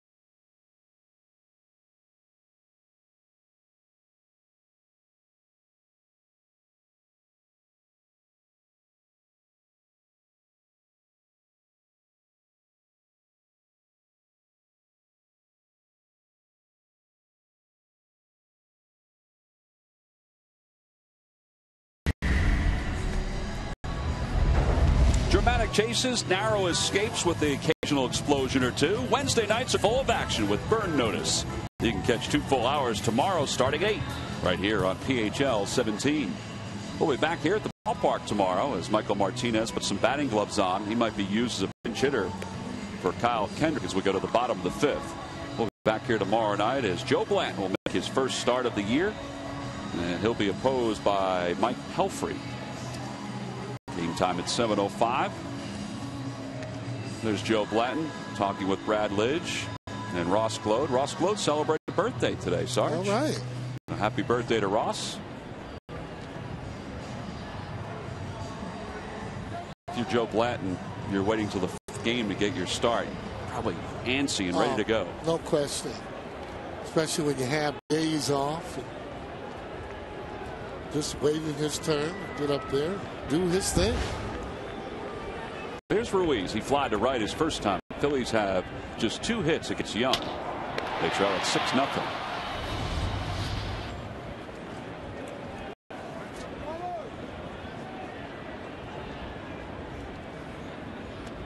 And a breaking ball down and away. 1 ball and 1 strike to Ruiz. David Herndon is up and throwing in the pen.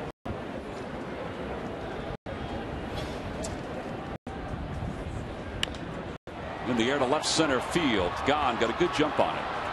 And he makes the catch. So 1 out.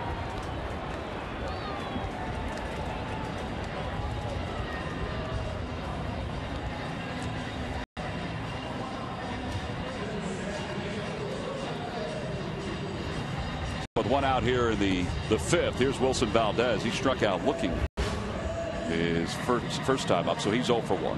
1 of 6 strikeouts for Young.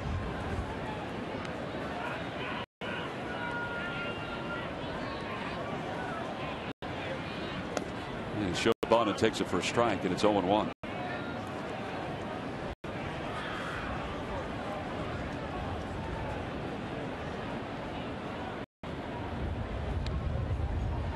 One ball and 1 strike the count to Valdez. Chris Young played basketball at Princeton University. He was an outstanding center. I called a lot of his games on the radio when he was at Princeton. As he takes that one off his foot, and it's going to sneak into shallow center, and Valdez is aboard with a 1-out single. So now Martinez will get a chance to bat. And Ike Davis asks Young if he's okay. He says yes. Anyway, Sarge, he was an all-Ivy selection, not only as a pitcher, but also as a basketball player. You know, we just finished with the national championship last night. UConn defeated Butler, and Chris Young in the Princeton system was a perfect center, if not a little above that, because he's 6'10", and he could pass, he could shoot the 3, he could post up, he could block shots, he could do all those things. Wow. Shoot the 3. Shoot the 3. He's a good athlete, obviously. Pitcher in the major league and having some success. He could have gone on to play in the NBA. In fact, Jeff Petrie, who's the longtime general manager of the Sacramento Kings, offered him a contract while he was with the Texas Rangers, and he decided to sign a deal with the Rangers instead. But this was after not playing college basketball for a couple of years. As Michael Martinez fouls off the 1-0, so 1-1. Well, I think he might have made the right choice. I've asked him about that, and I think he feels the same way. That you know, after winning 48 games for a couple different teams, there's a little more longevity, it seems, in the sport of baseball. No doubt about it.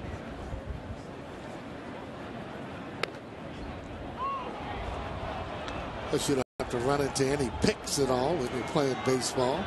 Maybe you can set them. He would set them with the best of them too. Oh boy. I think that's tough. I mean, you're able to play 2 sports in college and be good at both of those. Runner goes, and a breaking ball high, no chance. Throw out Valdez. He gets a stolen base. Second one of the night for the Phillies.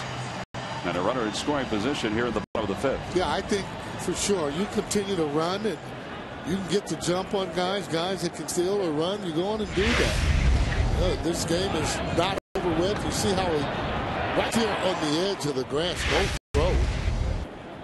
Just want to chip away, score 1 here, 2 there, and you're right back in it. Little looper foul off third, right, give it a look, and it's out of play.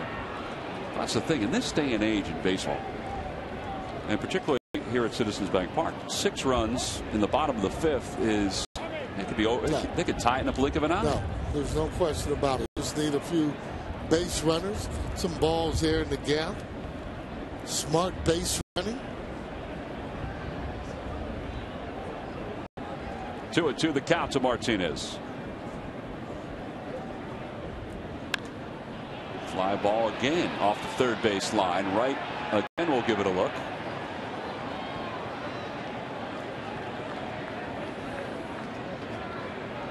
Martinez had picked up his first major league hit in RBI on Sunday against the Astros.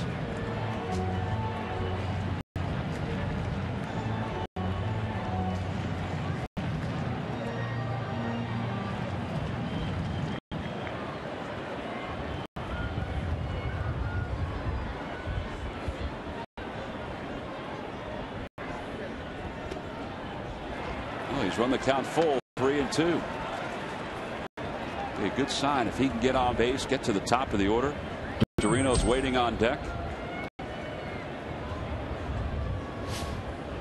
We certainly have seen stranger things happen here at the ballpark. Well, you can score runs here and score them in a bunch, but obviously you got to have base runners and solid contact. Outside ball 4, so the Phillies have 2 aboard with 1 out and the top of the order coming up. Second walk of the night for Young.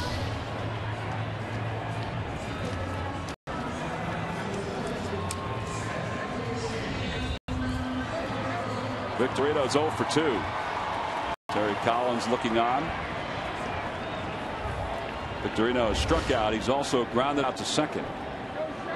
A base hit should put the Phillies on the board. They have good speed on the base paths with Martinez at first and Valdez at second.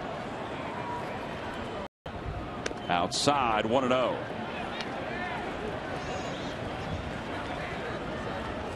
Sarge, what would your approach be with a guy like Chris Young? Well, right now in this situation, I'm going to go on and take a strike. He looked like he's been getting a little bit wilding up.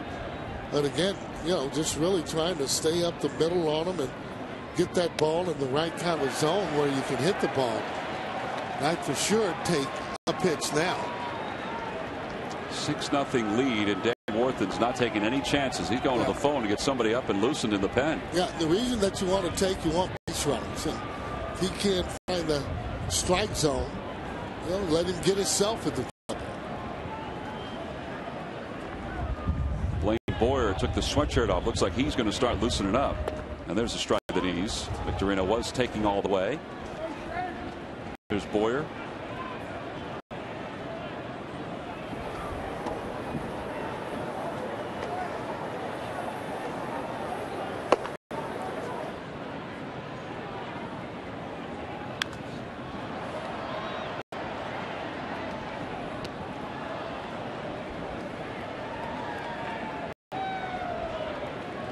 A good hitters count, 2-1. A little bit late on a ball that was up. Figure he was going to get a fastball, so he's kind of looking at one, right? Well, yeah, he should have gotten that in that situation. Now it's 2-2. The pitch from Young. Swing and a miss. He got him through a splitter. And Victorino's down on strikes for the second time. That's 7 strikeouts for Young. That's why when you get into those crippled pitches, you don't want to miss them. As you mess around, you get this. As the ball kind of fades away from him, that's been his bread and butter to the left-handed hitters, that split that he's throwing.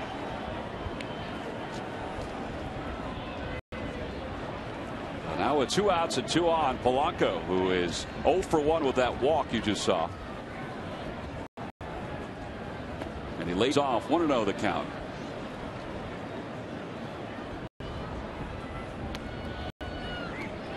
Pagan in center field, not playing that shallow. You have a big lead, though. You don't take a lot of chances. You just go on and throw that ball into the cutoff man. Base hit. Wilson Valdez should be able to score from second base. Yeah, particularly with 2 outs. Over toward third. That's a fair ball. Passed right down the left field line. Valdez scores. Martinez is going to third. He'll be held there. Polanco's at second. It's an RBI double, and Phillies are on the board.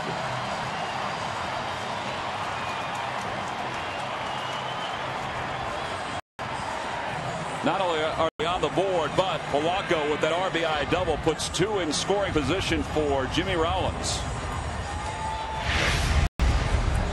Well, here it is as he gets a high fastball and he pulls it right down the left field line. You see Wright not able to get to it. Almost looks like it touched his glove there as the ball gets down the line. Valdez coming in your picture there. Good hit by Polanco. That RBI for Polanco, his first of the year.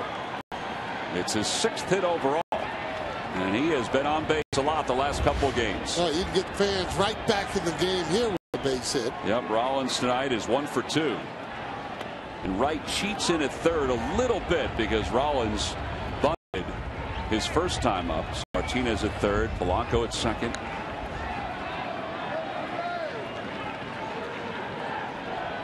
You see David Wright. He's coming in on the edge of the grass.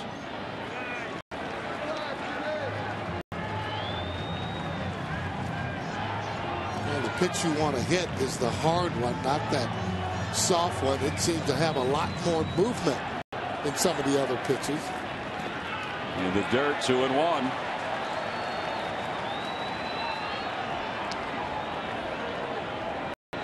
Young really hadn't struggled before this inning. He's thrown 24 pitches so far in this inning. Yeah, 84 total.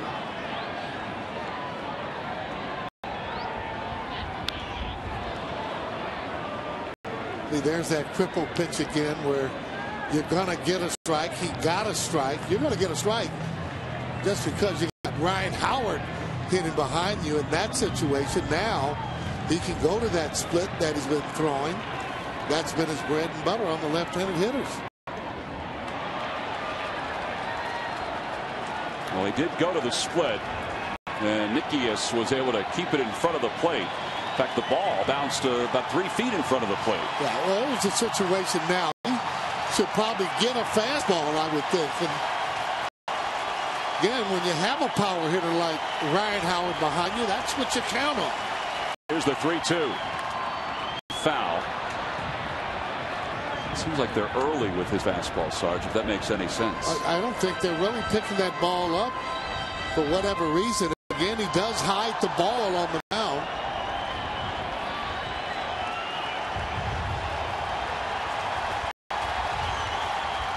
Outside ball 4. The bases loaded for Howard. Now the Phillies fans who have been trying to stay warm all night get a chance to finally stretch their legs, move their arms, clap their hands. That'll warm things up as Dan Warthen goes out to the mound to talk to Chris Young. See the pitches by inning, Sarge. He did throw 19 in the 4th, so maybe that was an indication that he was struggling with his command a little bit, but he's thrown 28 here in the 5th, and his total's up to 88.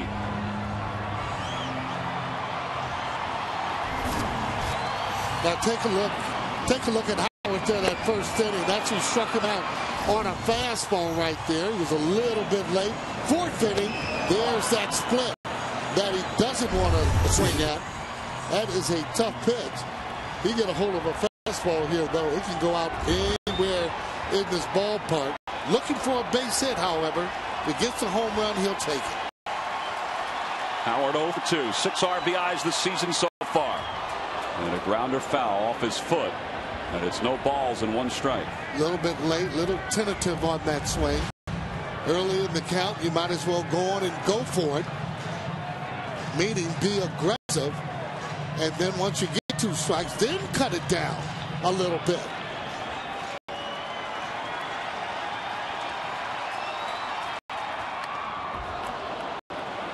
Back-to-back fastballs, and he's in the hole 0-2. Yeah, don't know if that one was a strike. The other one was, though, but got to give Young credit.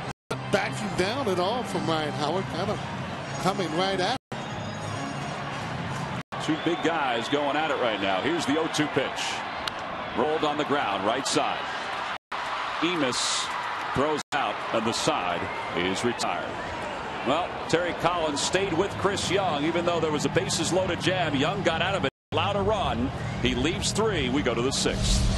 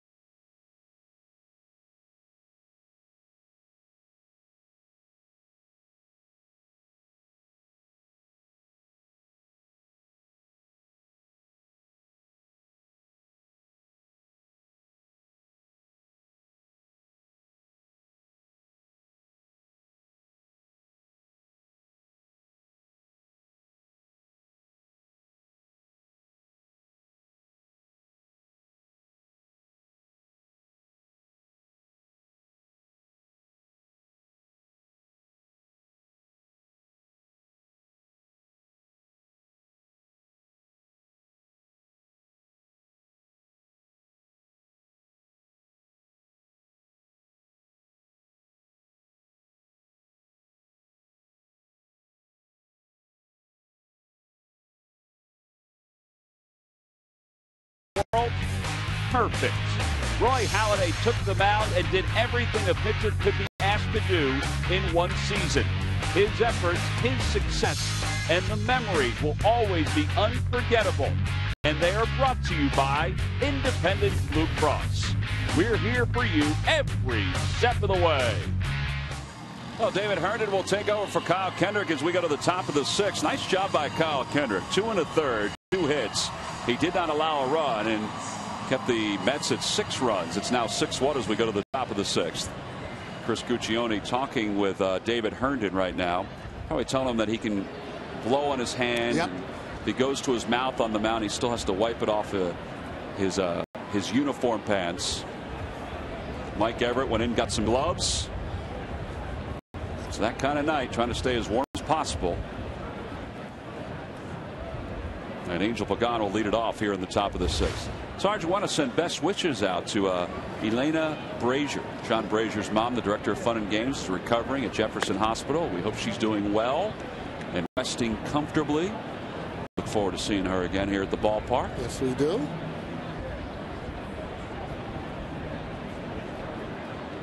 Pagan 0 for 1. He was hit by a pitch. He walked and scored in the 3rd, and he hits one back toward the middle.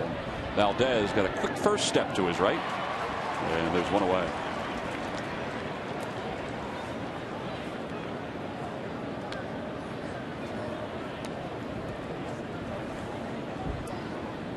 And now with 1 out, David Wright will be the hitter. He's 2 for 3.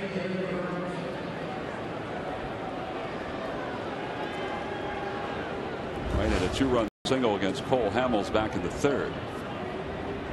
Cole wound up going 2 2/3, allowed 6 runs on 7 hits.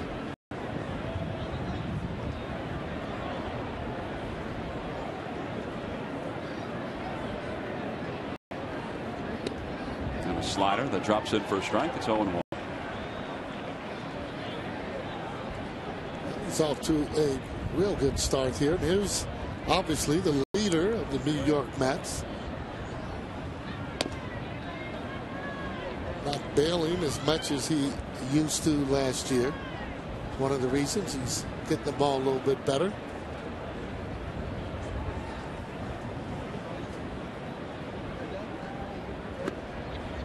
He kind of backed away there. That pitch never broke toward the plate. And it's 2-1. Yeah, not only that, though, you see that paper that's blowing down by your feet when you're up at the plate. You used to see that at Candlestick. I was thinking all the time. I was thinking about that. You probably got used to seeing papers rolling all over the place at Candlestick. That's hit to the gap in right center field. Victorino on the run. It's over his head, and it goes to the wall. Wright will get at least 2 out of it. He'll stop at second. So he has 3 hits tonight. Yeah, he's staying right through the ball. He inside outs the ball a lot. With that ball to right center for a right-handed hitter, you know that you're seeing the ball well. Look at that as he goes the other way. That ball was on the outside part of the plate. Last year he was trying to pull that pitch. This year going with the pitch as he gets his double. DJ Carrasco is up and throwing in the pen for the Mets. Here's Beltran. He's 0 for 2. He walked his last time up. And he takes a fastball for a strike.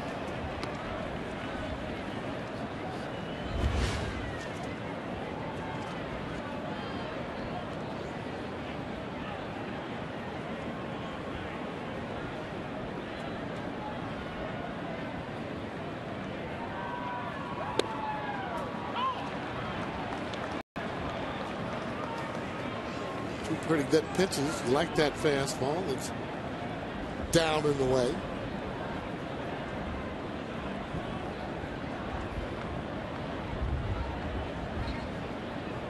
Good pitch.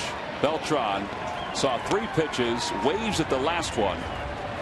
It's listed on the board as a changeup. Herndon doesn't throw a whole lot of changeups. Well, maybe he threw a little bit off of that sinker that he threw. Take a look at it. See the movement on it, that it fooled Beltran as he was out in front of that pitch. So 2 outs for Hairston, who is 0 for 2 tonight. Hairston at .345 this spring for the Mets to win a job with the club. Spent last year with the San Diego Padres. I'm surprised he hasn't found a home as of yet. He's pretty steady as a right-handed hitter, and every time he starts he seems to get hurt when he's having a decent year. Then he has to almost start all over again. Well, he certainly has hit well here at this ballpark. .325 here at Citizens Bank Park. We've seen him hit some long balls here.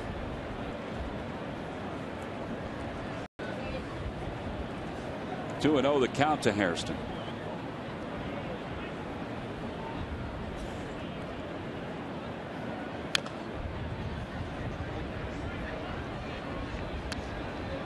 So Wright will go back to second. He doubled with 1 out here in the top of the 6th. Hairston playing left field for Jason Bay, who starts the year on the disabled list with a strained oblique. He scorches one foul down the left field line. And it's 2-2. You know, that oblique injury, to get that well, you got to rest. Not much else you can do with that injury, and you certainly can't throw or keep swinging.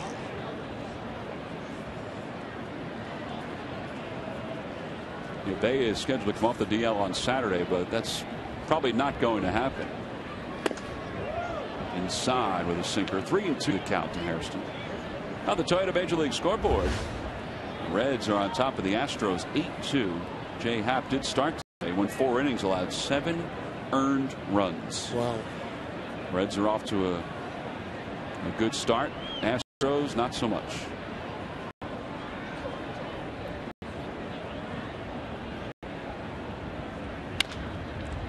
Left side, that'll go through for a base hit. Wright's around third, heading for home. Ibanez's throw to the plate is offline, and it's an RBI single for Hairston, and the Mets lead at 7-1.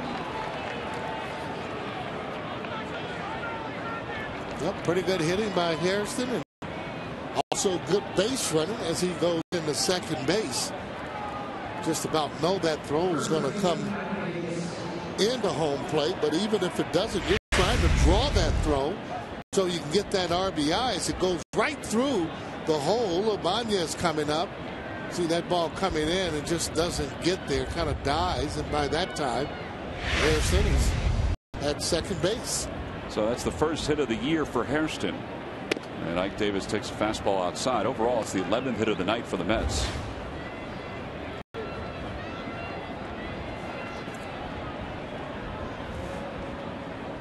Davis singled back in the third and scored a run, drove in a run. 2-0 the count.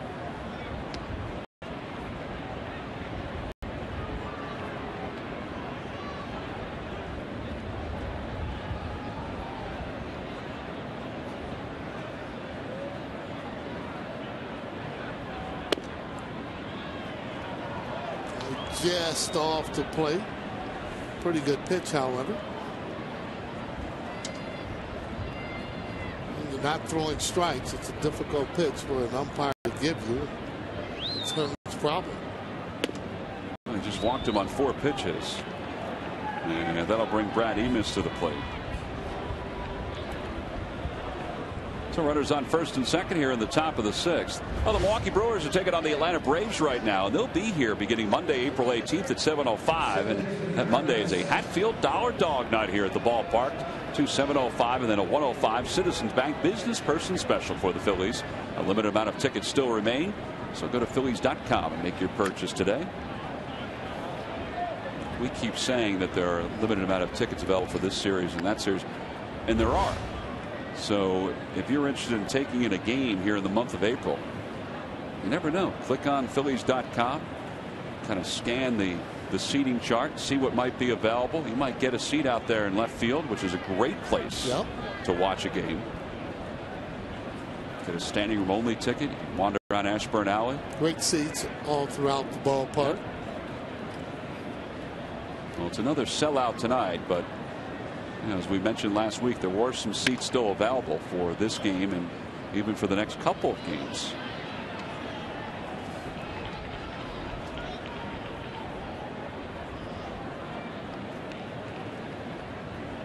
It is a great sight looking out there. I mean, it's we're in the top of the 6th. It's 7-1 Mets, and there's still a lot of people wandering around Ashburn Alley.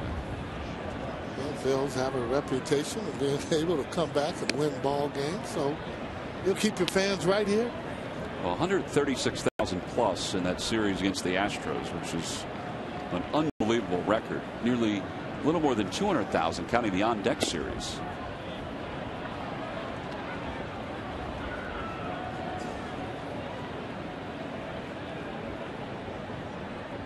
Right now they're just trying to stay warm out there. It's okay to be close there at this time.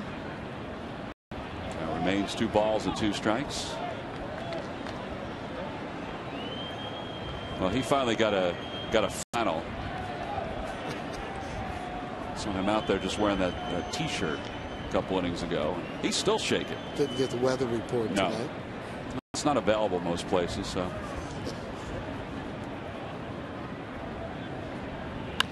Back toward the middle. Rollins charges, and he'll take it right to the second base bag, and the inning comes to a close. The Mets do score another run on 2 hits. They leave 2. We go to the bottom of the 6th here in Philadelphia. Phillies trail it by 6.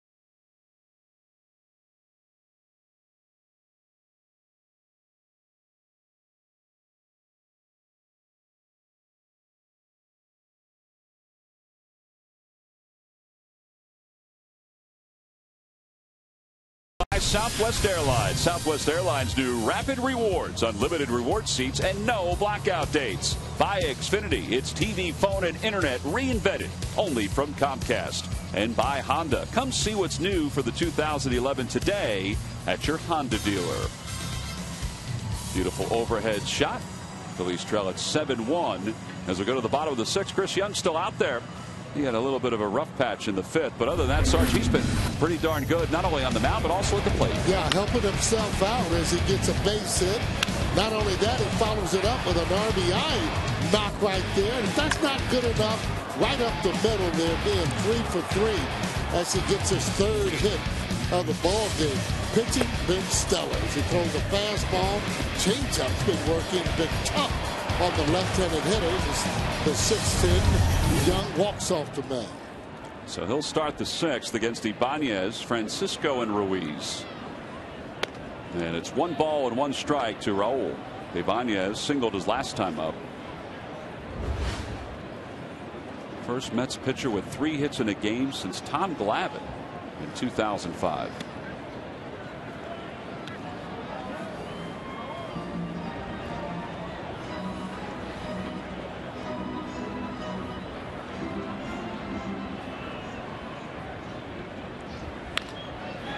Toward right center field. That's going to drop in for a base hit. Ibanez has his second hit of the night. So the leadoff batter is aboard for the Phillies. Sarge, that's only the second time tonight they've gotten the leadoff batter aboard. Yeah, that ball though smoked as it goes into center field. What he's trying to do, just square the balls up. Hopefully not get to the count where he's going to throw you that split. He's been throwing a lot of them, 2-2. Here's Francisco 0 for 2.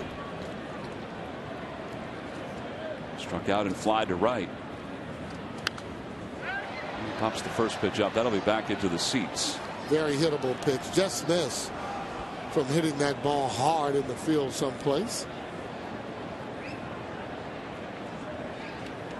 Ben Francisco from the right side, one of the guys that can hit a breaking ball from a right-handed pitcher.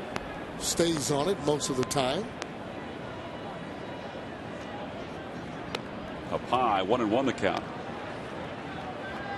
Well, and the key is to consistently stay on that breaking ball if you're Francisco, because you're going to face more righties than lefties. Right. Just really trying to just square the ball up. If it hangs, usually major league hitter will hit it just like that. How about that? Hairston might have room. Boy, the wind pulled that one right back. And Ibanez has to hustle back to first. Well, he did his job, though. He's hitting that ball hard. That's what you want to do. And boy, the wind is just gustling, knocking that ball down. Other than that, it is in the seats. He's got that cross wind, so it will knock that ball down. Foot down, he got on top of it. Got it in a good part of the bat. I think he thought he might have got that. But the wind knocked it down. Hairston going back and making a catch out of it. So 1 away for Ruiz. Ruiz 0 for 2.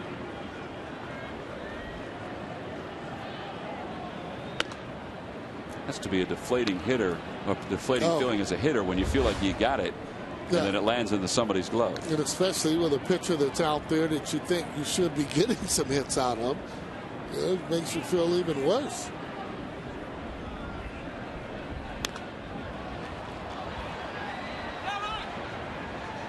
One ball, 1 strike to count to Ruiz. Young, no, he's doing a pretty good job, as you see 100 pitches there. Pretty good job of keeping the hitters off balance. You know, where they're not just really squaring up. There's been some hard hit balls, but for the most part, and especially after 2 strikes, they haven't had really aggressive type swings. Saw J.C. Romero loosening up in the pen. So 2-1 to Ruiz. Chris Young is one of 3 Princeton players currently playing in the big leagues. Will Venable is playing for the Padres, and Ross Ohlendorf is pitching for the Pirates. Scott Bradley, who's a former big leaguer, played 9 years in the big leagues, is the head coach at Princeton, does a heck of a job. And he's gotten some pretty good players, not only through school, but also into the professional ranks. 3-1 the count to Ruiz. Ball 4. The Phillies have 2 aboard here in the bottom of the 6th. And that may be it. Yep, Terry Collins is coming out. And he said something to the home plate umpire. So this might be a double switch. Yeah. So a pitching change and a position change. Bottom of the 6th inning, 1 out, 2 runners on. DJ Carrasco's coming on in for the Mets.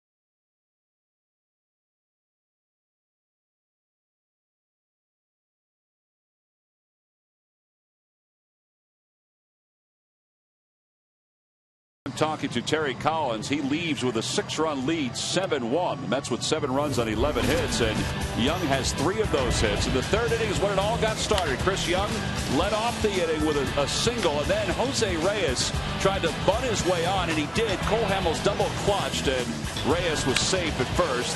And then a breaking ball on the hands of Wright that was looped into left field. 2 runs scored, and then Chris Young, batting for the 2nd time in the inning, drives in Ike Davis with an RBI single. That's the kind of night it was for Young and for the Phillies. So he leaves after getting 1 out here in the 6th and allowing a couple base runners to reach. And DJ Carrasco is the new pitcher for the Mets, and he'll face Wilson Valdez. Valdez 1 for 2 with a run scored.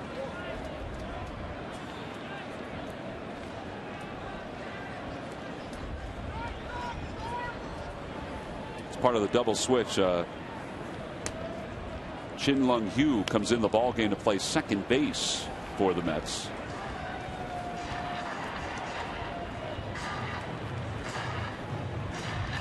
Carrasco just the 3rd of an inning so far against the Marlins.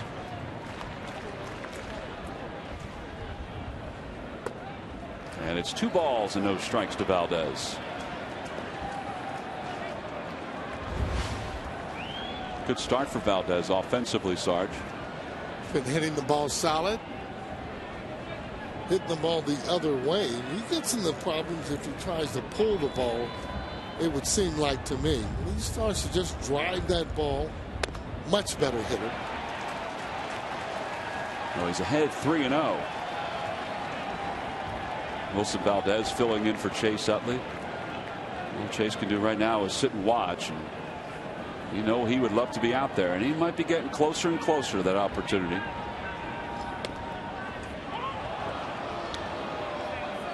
Surprised he got that pitch there, 3-0. Very surprised. Borderline, it seemed like, on the outside part of the plate.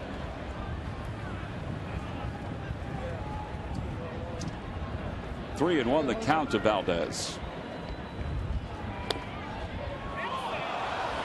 Boy, Chris Guccione took a long look at that one. And it's full 3-2. Now, well, as a hitter, you know, you get one or the other. Give me either the outside part of it and not the inside part. And you see how that ball moved? I guess he's calling that when it goes across the plate, but it clearly was a ball once he caught it. I thought that was a better pitch than the one he called the first strike. Valdez stays alive. Ibanez back to second. First strike I thought was a ball all the way. Big situation here in the game. Come up with a hit here. They need a few hits in this inning to get back in it. Down 7-1. The Phils have 2 on and 1 out. The pitch. Back toward the middle. Slowly hit. Reyes has it. Steps on the second base bag and records the double play. So Carrasco comes on and picks up for Chris Young. Gets Valdez to bounce into a double play. We're through 6. We go to the 7th here at Philadelphia.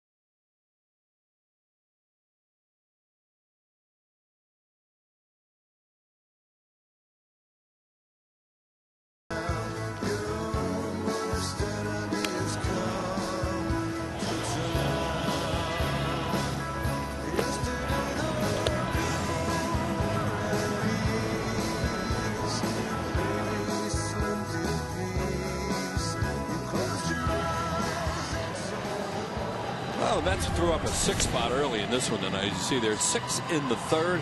We look at the Verizon Wireless game summary, and they have led all the way in this one now, 7-1. David Wright, a big night. Chris Young pitched well through 5 1/3 innings. Placido Polanco has a double. Cole Hamels, just not his night. Nothing really went, very little went right for him tonight, especially in that 3rd inning. It started with a pitcher getting a hit, and then a bunt that was kind of fumbled by him, and off to a big inning with the New York Mets. So far, it has been their game time, although the Phillies have had some shots at them. They have, and they're trying to warm up before they go out to the playing field. The heaters are on in the dugout wheels. They are firing heavy. Getting the gloves warmed up. Yeah, it's one of those nights, and believe me, it's a lot colder when you're losing. Well, J.C. Romero is the new pitcher for the Phillies as we begin the top of the 7th. Mike Nikias is the hitter. Guys always tell you that, in these kind of games, when you're winning, they don't notice it as much. When you get behind and you're losing, it gets a lot colder and a lot faster.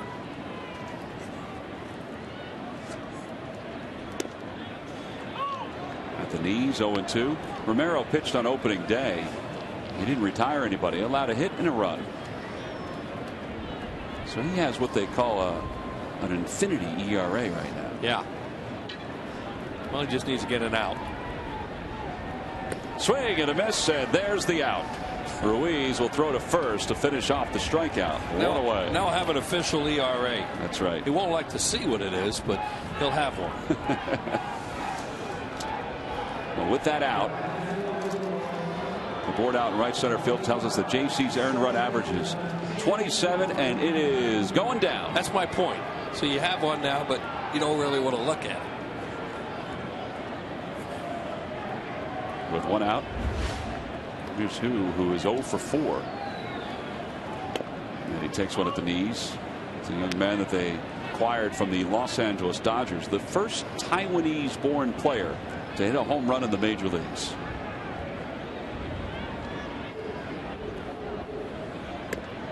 Taiwan, that's a team that used to dominate the Little League World Series. And they've made inroads here in the majors. in the States, but as good as they were when I was growing up watching them, from those Little League World Series games at Williamsport, you always thought, man, they're going to be good big leaguers eventually. Well, they always seem to be. They always seem to be bigger. Yeah. And then, of course, the American kids, I think, shot by them in their teens. 1-2 the count. Little cue shot foul.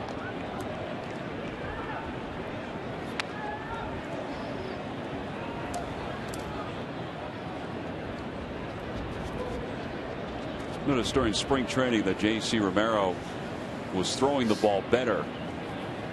And he just hoped it would carry over here to the regular season. He had some good life on his fastball during spring training. He's throwing strikes.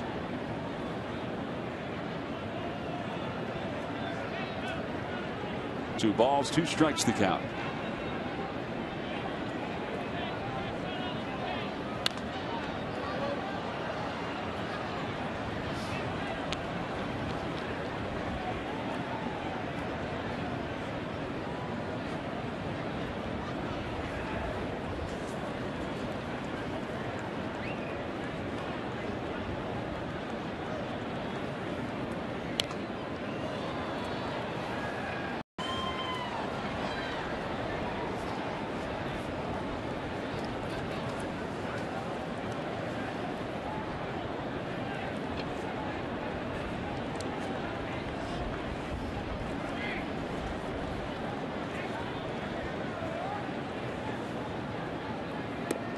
Little low. 3 balls and 2 strikes.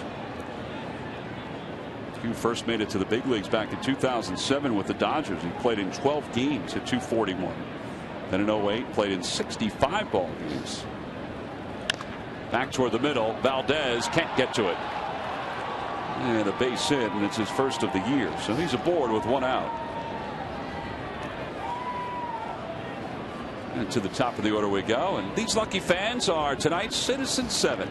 They will each receive a prize pack courtesy of Citizens Bank. Citizens Bank with the most 7-day branches in the Philadelphia area. To find a branch near you, visit citizensbank.com.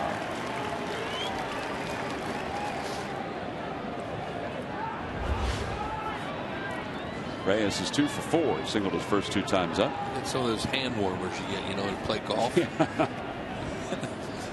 That'd be the good thing to include in that bag tonight.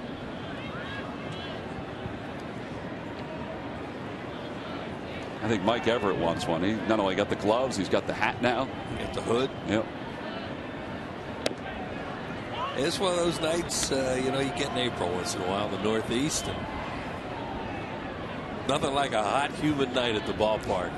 It's certainly not like that tonight. Yeah, I remember when I was working in the minor leagues in Trenton. There was a game. It had to be, gosh, I think with the wind chill, there's a roller to third, Polanco to second for 1, and that's all they'll get as the ball goes by Howard. Whoop. Reyes took the turn, and now he has to hustle back to the bag. Yeah, nobody was there. So 2 outs here in the 7th. Anyway, Wheels, I remember there was a wind chill. It had to be close to single digits. It was freezing at the ballpark. I mean, there were blankets everywhere. Remember, it was a game. I remember that it was a game against the Akron Arrows, who were the AA affiliate of the Indians. And you not only needed hoodies, you needed ski masks.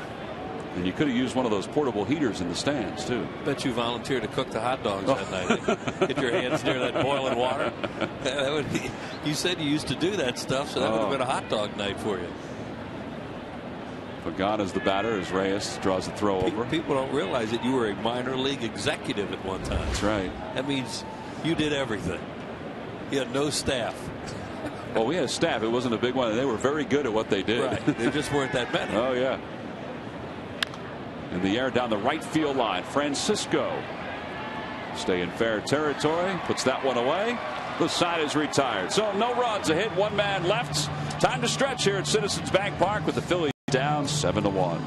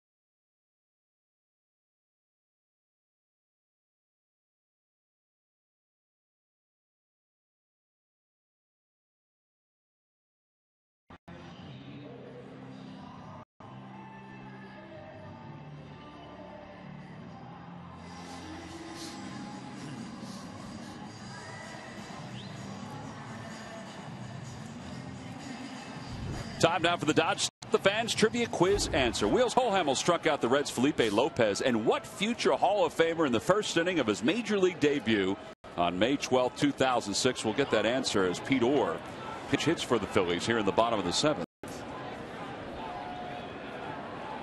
Orr so far has had one official at bat, and he smoked the ball. And he fouls that one back. It's 0-2. My guess would be the guy went to Moeller High School, right in that same town where he struck out against Cole Hamel, Barry Larkin. You're incorrect. It was Junior, huh? Darn. And Orr lines one toward right center. That's a base hit. Pagan gets to it quickly. Orr is aboard to lead off the seventh. Well, as Eddie would say when he was wrong about something, well, what did they have him hitting second for? Not that he was wrong now. Why would he hit second? That's ridiculous. Well, here's the thing, and you can log back onto Phillies.com and find out if you're the winner of a Phillies prize pack. Thanks for playing Dodge Stump the Fans. The reason I started laughing is because, I mean, Griffey went to Moeller. Sure. I mean, you were going right down that path. Larkin's a good case. He's a future Hall of Famer. Right. And he hit up in the order. Well, he's a future Hall of Famer under consideration, whereas Griffey's a slam dunk. Slam dunk, but Barry Larkin's, I think well, I don't know, the Hall of Fame anymore. But yeah, Junior is a slam dunk.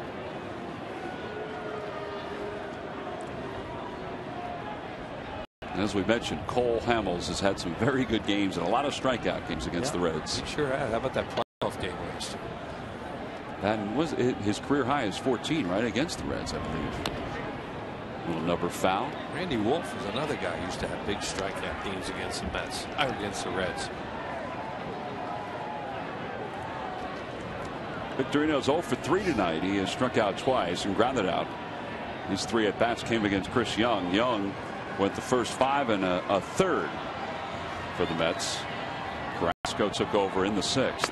And Victorino's down on strikes.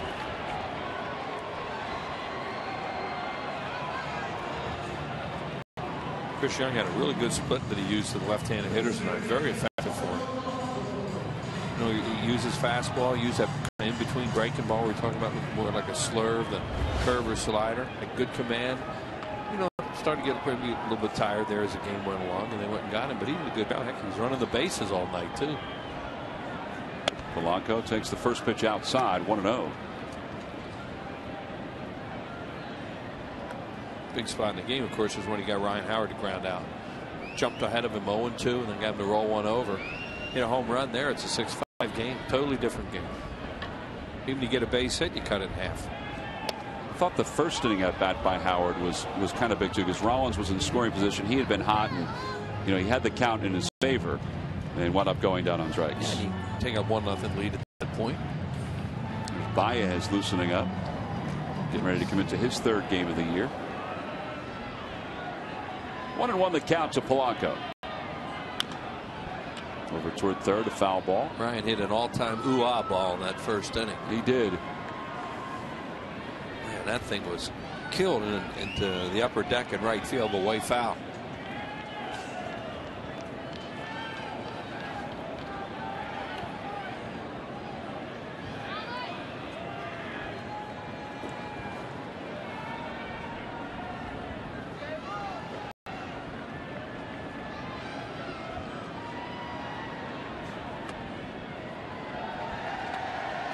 Two balls, 2 strikes, the count to Polanco.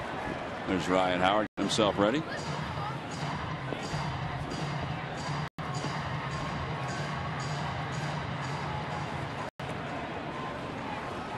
Hoping to get another chance here in the bottom of the 7th with a runner in scoring position. Polanco stayed in there on that curve, and a long run for Hairston. He gets there. That ball looked like it was going to be way inside, and it turned out to be inside, but came back into a spot where Polanco was able to make some contact. So 2 away here in the 7th, and Rollins 1 for 2. Bunt single in the 1st, hit the ball hard in the 4th, and then walked his last time up. I think it's safe to say that Nickius was crossed up on that pitch. Which is tough to do when there's nobody on second. It's a 1, 2, 3 wiggle. But he was looking for the express, and he got the local. And that's actually better for a catcher than when they're looking for something slow and they throw it hard. Mookie Wilson's laughing at it. Man, how can he do that? There's nobody on second, is there? I mean, the signs are simple, aren't they? Am I missing something here? Tommy knew it was coming, but it was inside and low, so Rollins ahead 2-0. Always is amazing how that happens when you have the simple signs. There's Mookie. He never had to worry about catching. He was just out running catcher's throws. He was such a good player. He played with such life and energy too. If you were a Mets fan, he had to be fun to watch. On the other side, when you watch him play, you didn't like watching him because he could beat you a lot of ways. Well, Reyes and Mookie, the two leaders in stolen bases in Mets history. Good player.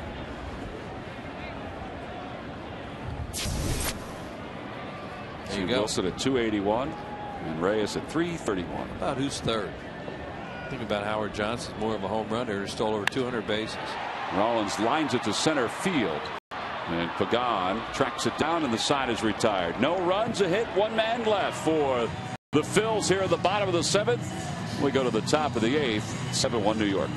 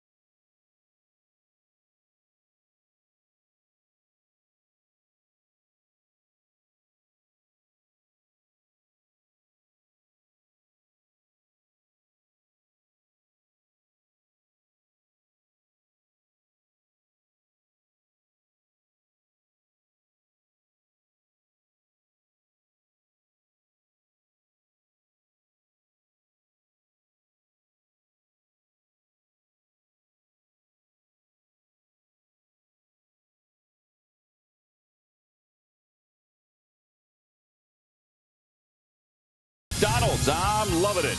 By WB Mason. Who but WB Mason for amazingly low office product prices. And by Jeep brand. We don't just make SUVs, we make history. The Phillies have made some history here at this ballpark over the last few days. There's 3 crowds against the Astros. More than 136,000 on hand. They watched Danny Baez pitch in 2 games in that 3-game series. He's on for the 3rd time this year. 1-0. He won on opening day. 2 innings, 3 hits, a walk, and a strikeout. He won on opening day against the Astros. He allowed 1 hit in 1 inning of work. And he'll face 3, 4, and 5 for the Mets here in the top of the 8th.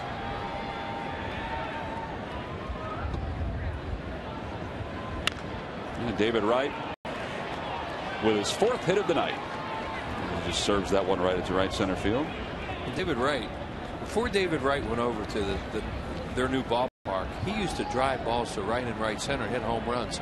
It almost looked like he got away from that a little bit in that huge ballpark because he was hitting all those fly ball outs out that way. I don't know whether he's trying to do this or not now, but he looks like he's hitting the ball the other way a little bit. Here's Beltran. He's 0 for 3. He struck out twice. I always thought his power was to the center and to the right. Yeah, of center. it was. He would pull. Don't get me wrong. He would pull balls to the left, but he really got pull happy in the last year or 2 and was striking out at a prodigious rate. I think part of it too. We've talked about this. Was getting hit in the head by that pitch. Yeah. It kind of changed to. I agree, but I think a lot. I think he was doing that before. before that. You know, I think that ballpark got in his head too. But you're right. When you got hit in the head the way that he did, then he even started to pull off more, and that's understandable. 1-1 the count to Beltran. The pitch from Baez. Hit toward first, a foul ball. I mean, a lot of those guys went into that new City Field up there, and they got negative thoughts in their head because the balls that they were hitting in Shea was a big ballpark too, but that thing up there is ridiculous. Some of the dimensions in there, and balls just die in the outfield. It would have been home runs everywhere else.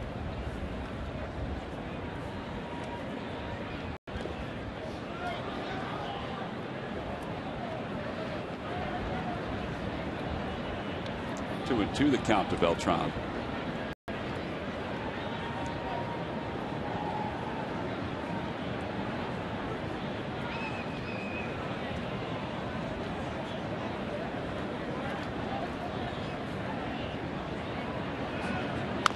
Over toward first. Howard has it, goes to second for one, back over to first. That's a nice double play. 3-6-3. Ryan Howard to Jimmy Rollins, back to Howard. 2 outs here in the 8th. Yeah, that doesn't seem like a big deal there, but that's really good to see Ryan Howard take that thing and immediately throw it to second base and throw it accurately. He went out there, he got it. Jimmy will give him an angle, of course, just float to the bag, give him an angle, and then he digs it out back at first base. So good job on both ends of that. But you know, a lot of times when Ryan's not throwing real well to second, he'll hesitate, he'll double pump, and then he'll fire it wild. In that case, very confidently picked it up to it to second. That was a good shot too, to see his angle and see Rollins where Rollins was standing as he was waiting for that throw. Right. Well, you know what the shortstop wants to do right there is come floating towards the bag and give him an angle to throw, preferably inside. You know, sometimes it depends on where the runner is. Then they'll throw it to the outside, and then the shortstop has to be able to go get it and still have contact with the bag. So you can't commit too early on that. 0-2 the count to Hairston.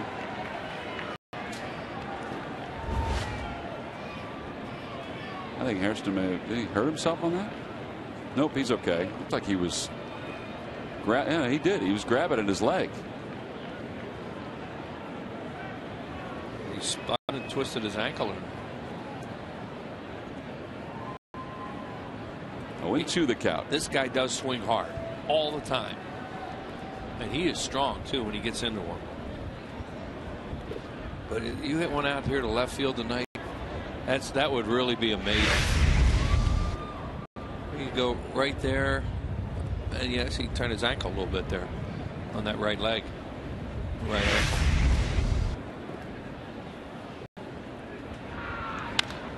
To center field, Victorino will settle under it and put it away, and the side is retired. Pretty easy inning for Danny Baez. Nice job by him. No runs, a hit, nobody left. Good defense by Ryan Howard as we go to the bottom of the 8th.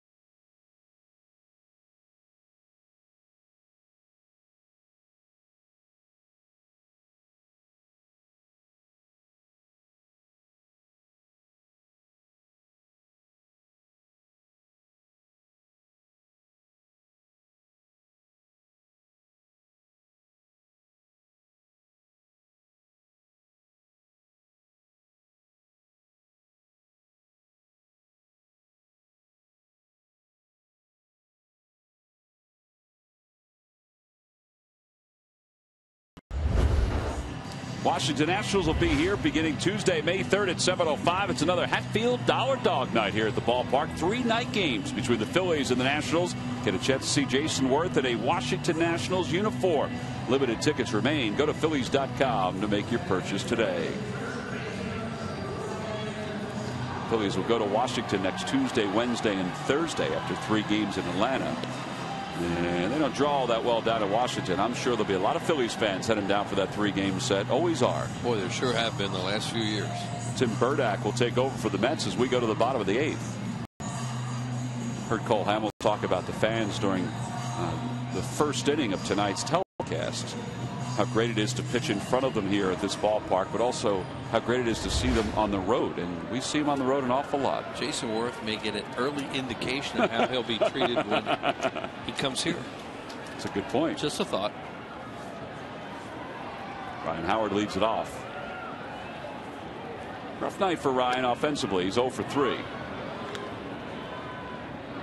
Here's Cole. That's good to see. You know, he took a thumping here tonight. Nothing much went right for him, but he's sitting out there on the bench watching his teammates on a night where you would understand if he were not out on the bench because of the weather and what happened. I like that.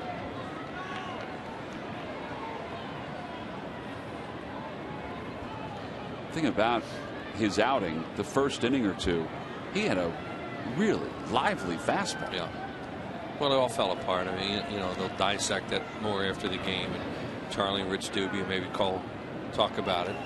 But when the pitcher got the hit and then the fumbled bunt and then nothing really seemed to go right. You know, everything was a hit or there was a pass ball in there. He just couldn't get out of it. And it happens. Turn the page, go get the Braves. 1 ball, 2 strikes the count. In the dirt, 2-2. Tim Burdack was with Houston last year. It really seems strange, and it will as the season goes along, to face these guys and not see Feliciano every game.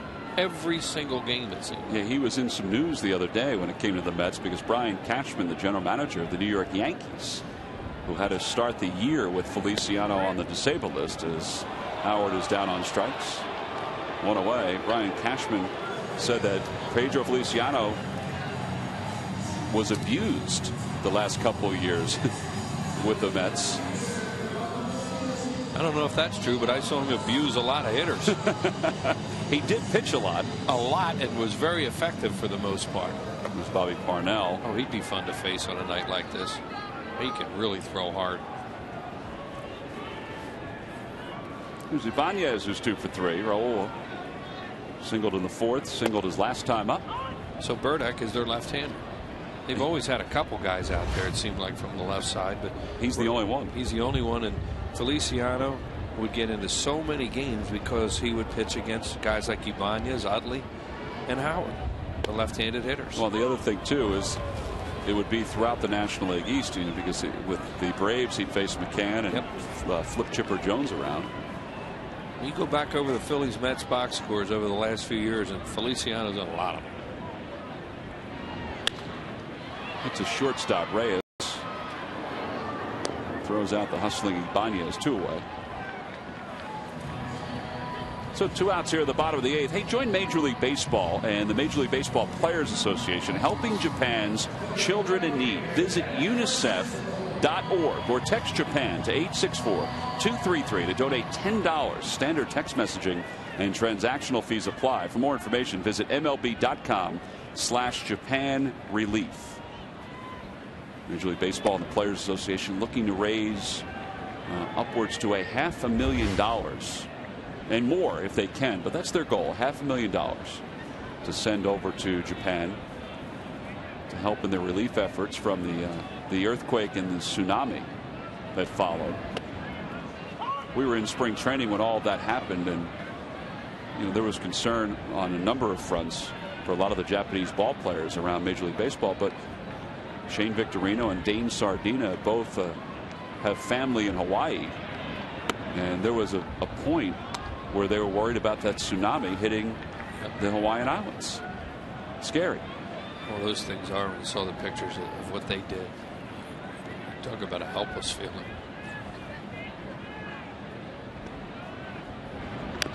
about the ball Francisco hit last time?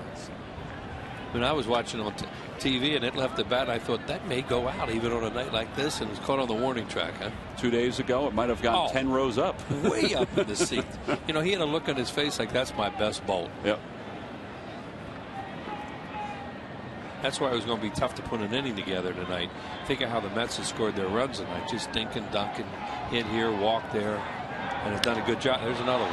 That one is a towering shot deep to left. Hairston going back, and he jumps and makes the catch. That's 2 home runs tonight. Big Absolutely. time. Look at Francisco. He can't believe it. You know, like, how hard do I have to hit them? Just shake your head. Little bit of a smirk for Ben Francisco. He realizes on another night he could have 2 bombs in his back pocket. The game might be a little different. Not tonight.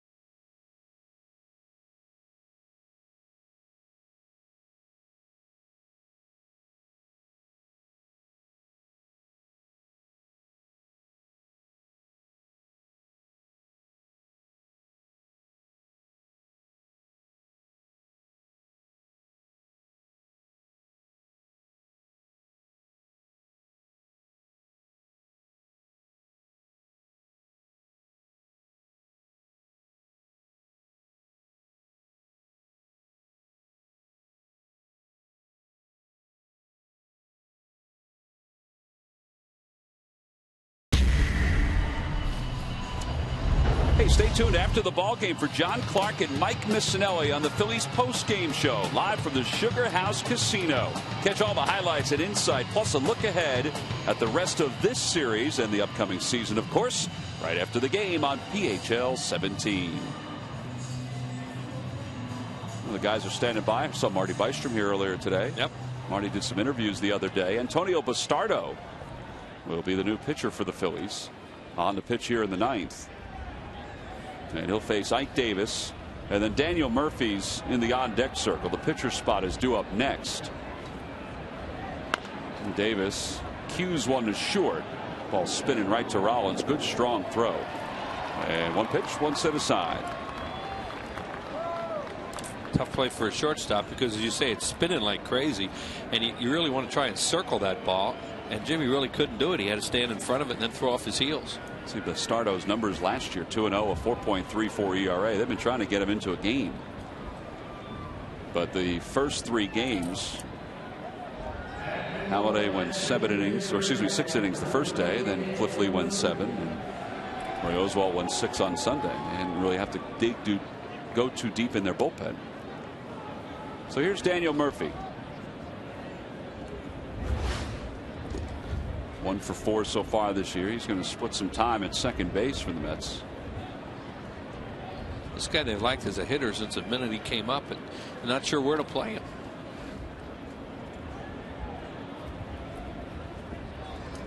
Played the outfield. He's played first.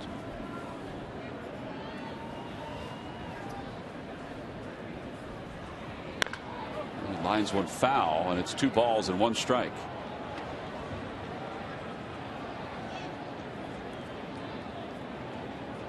He was with the Mets a couple years ago, the last year at Shea. Didn't see him a whole lot the last couple of years. over toward the left side. Polanco to his left. And Howard digs it out. Good play. 2 outs.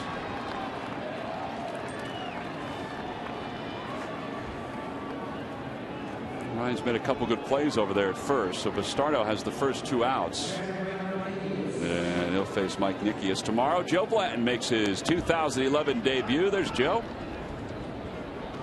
And he's the last one up for the Phillies. Part of this heralded Phillies rotation. Yeah, they want to go. They're going to go 5 starters, and you know, this would be a spot where you didn't have to use all 5 because of the day off, and Roy Halladay would have been on a normal day's rest, but Charlie has made it apparent from day one that his plan right now is to go with the 5 on their normal days. Right. Mike Pelfrey goes tomorrow for the Mets. Now they've skipped their 5th starter, Chris Capuano. Yeah. 0-2 the count. I think the Braves did that too because Derek Lowe pitched tonight. Correct. Charlie doing a little hitting. Loves to talk hitting. Sam likes what he's hearing.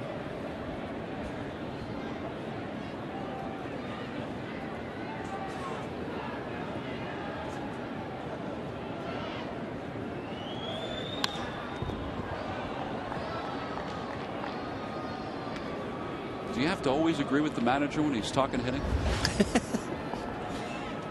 Well, on a night like this, nodding's a good idea, I think. Pete's up there a little closer to the screen. Nikias went. Bastardo has a 1-2-3 ninth inning. Nice job by Bastardo to come in here in the top of the 9th and retire the Mets in order. 2 ground outs and a strikeout. He's trying to stay warm as we go to the bottom of the 9th.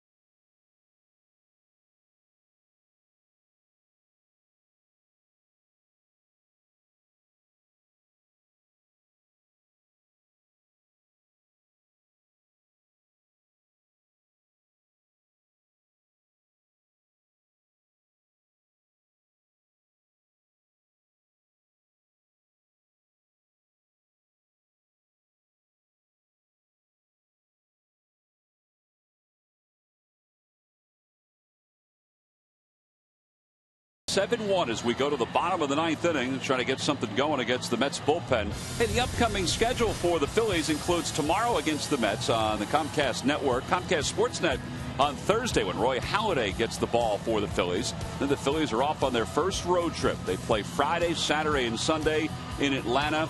The first and last games on PHL 17 and a national telecast on Saturday, April 9th. So the first chance for the Phillies and the Braves to get together. These are the 2 teams, Phillies and the Braves, that everybody anticipate will battle for the National League East this year. Yeah, and there's no reason early in the season to think any differently. Right. As Bobby Parnell, the hard throwing Mets right-hander, will come on now. 1 inning pitch so far with 2 strikeouts. Phillies have had pretty good luck against this guy, actually. They've you know, he throws hard. Right up their alley. Yeah, exactly. And their left-handed hitters have hit him pretty hard. So he's on to face Ruiz, Valdez, and then the pitcher spot. Figure Ross Clode will get a chance to hit here in the 9th. Ruiz 0 for 2. Carlos had a big hit on opening day. But he's just 2 for 12 so far to start the year. Parnell starting with a breaking ball there. This guy will throw mid-90s, maybe top off at 96. There are his career numbers against the Phillies. Well, I thought they could be a little grim for him and realize it was a 9+ ERA, but they have hit him. They got him a few times when late in games, you know, when the Mets had leads, and they were able to beat New York.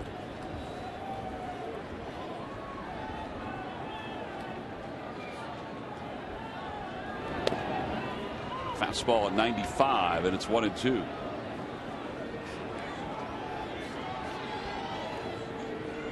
Those aren't fun to hit on a night like this.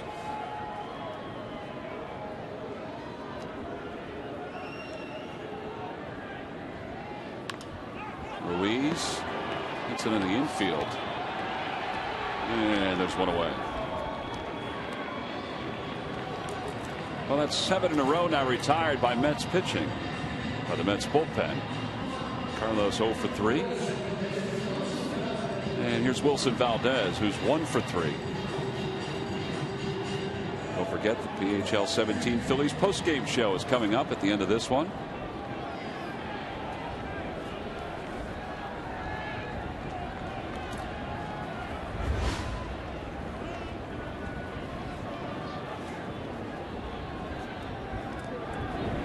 Valdez takes a slider for a strike. 0-1 the count. Valdez made 88 starts last year for the Phillies. And he's already made 4 this season in place of Chase Utley.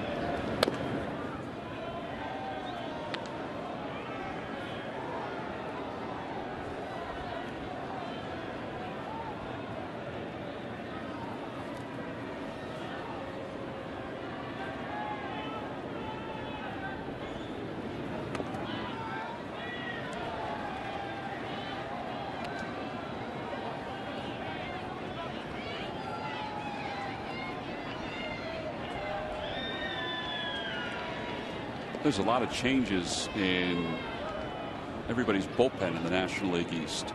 You know, the Braves have changed their bullpen with Wagner and Saito no longer there. Miners in Florida.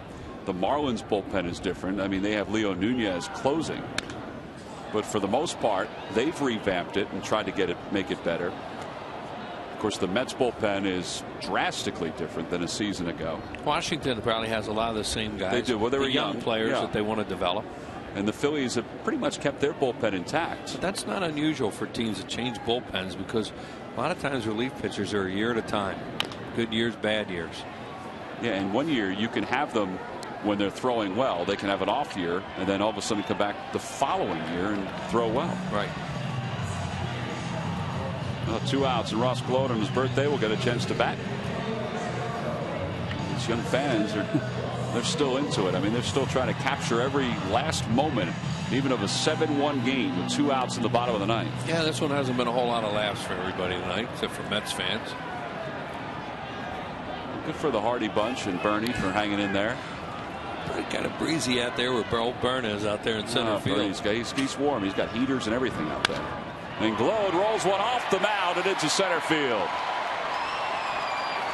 One thing the Phillies do have off the bench right now, they have 2 guys that can swing the bat, especially left-handed, in Gload and Orr, both of them getting base hits tonight and hitting the ball hard as those fans are hanging in there. And then you have John Mayberry Jr. from the right side with a little pop too. So you know, they do have some things they can do off the bench. They still have 1 out, and Victorino 0 for 4. 1 out to play with. Let's see if they can get something going here in the bottom of the ninth. Down 7-1. They have a versatile guy in Michael Martinez who can pinch hit, pinch run, do all kinds of things, and a very good backup catcher in Brian Schneider, who has not played to this point. Fly ball to center field. That should do it.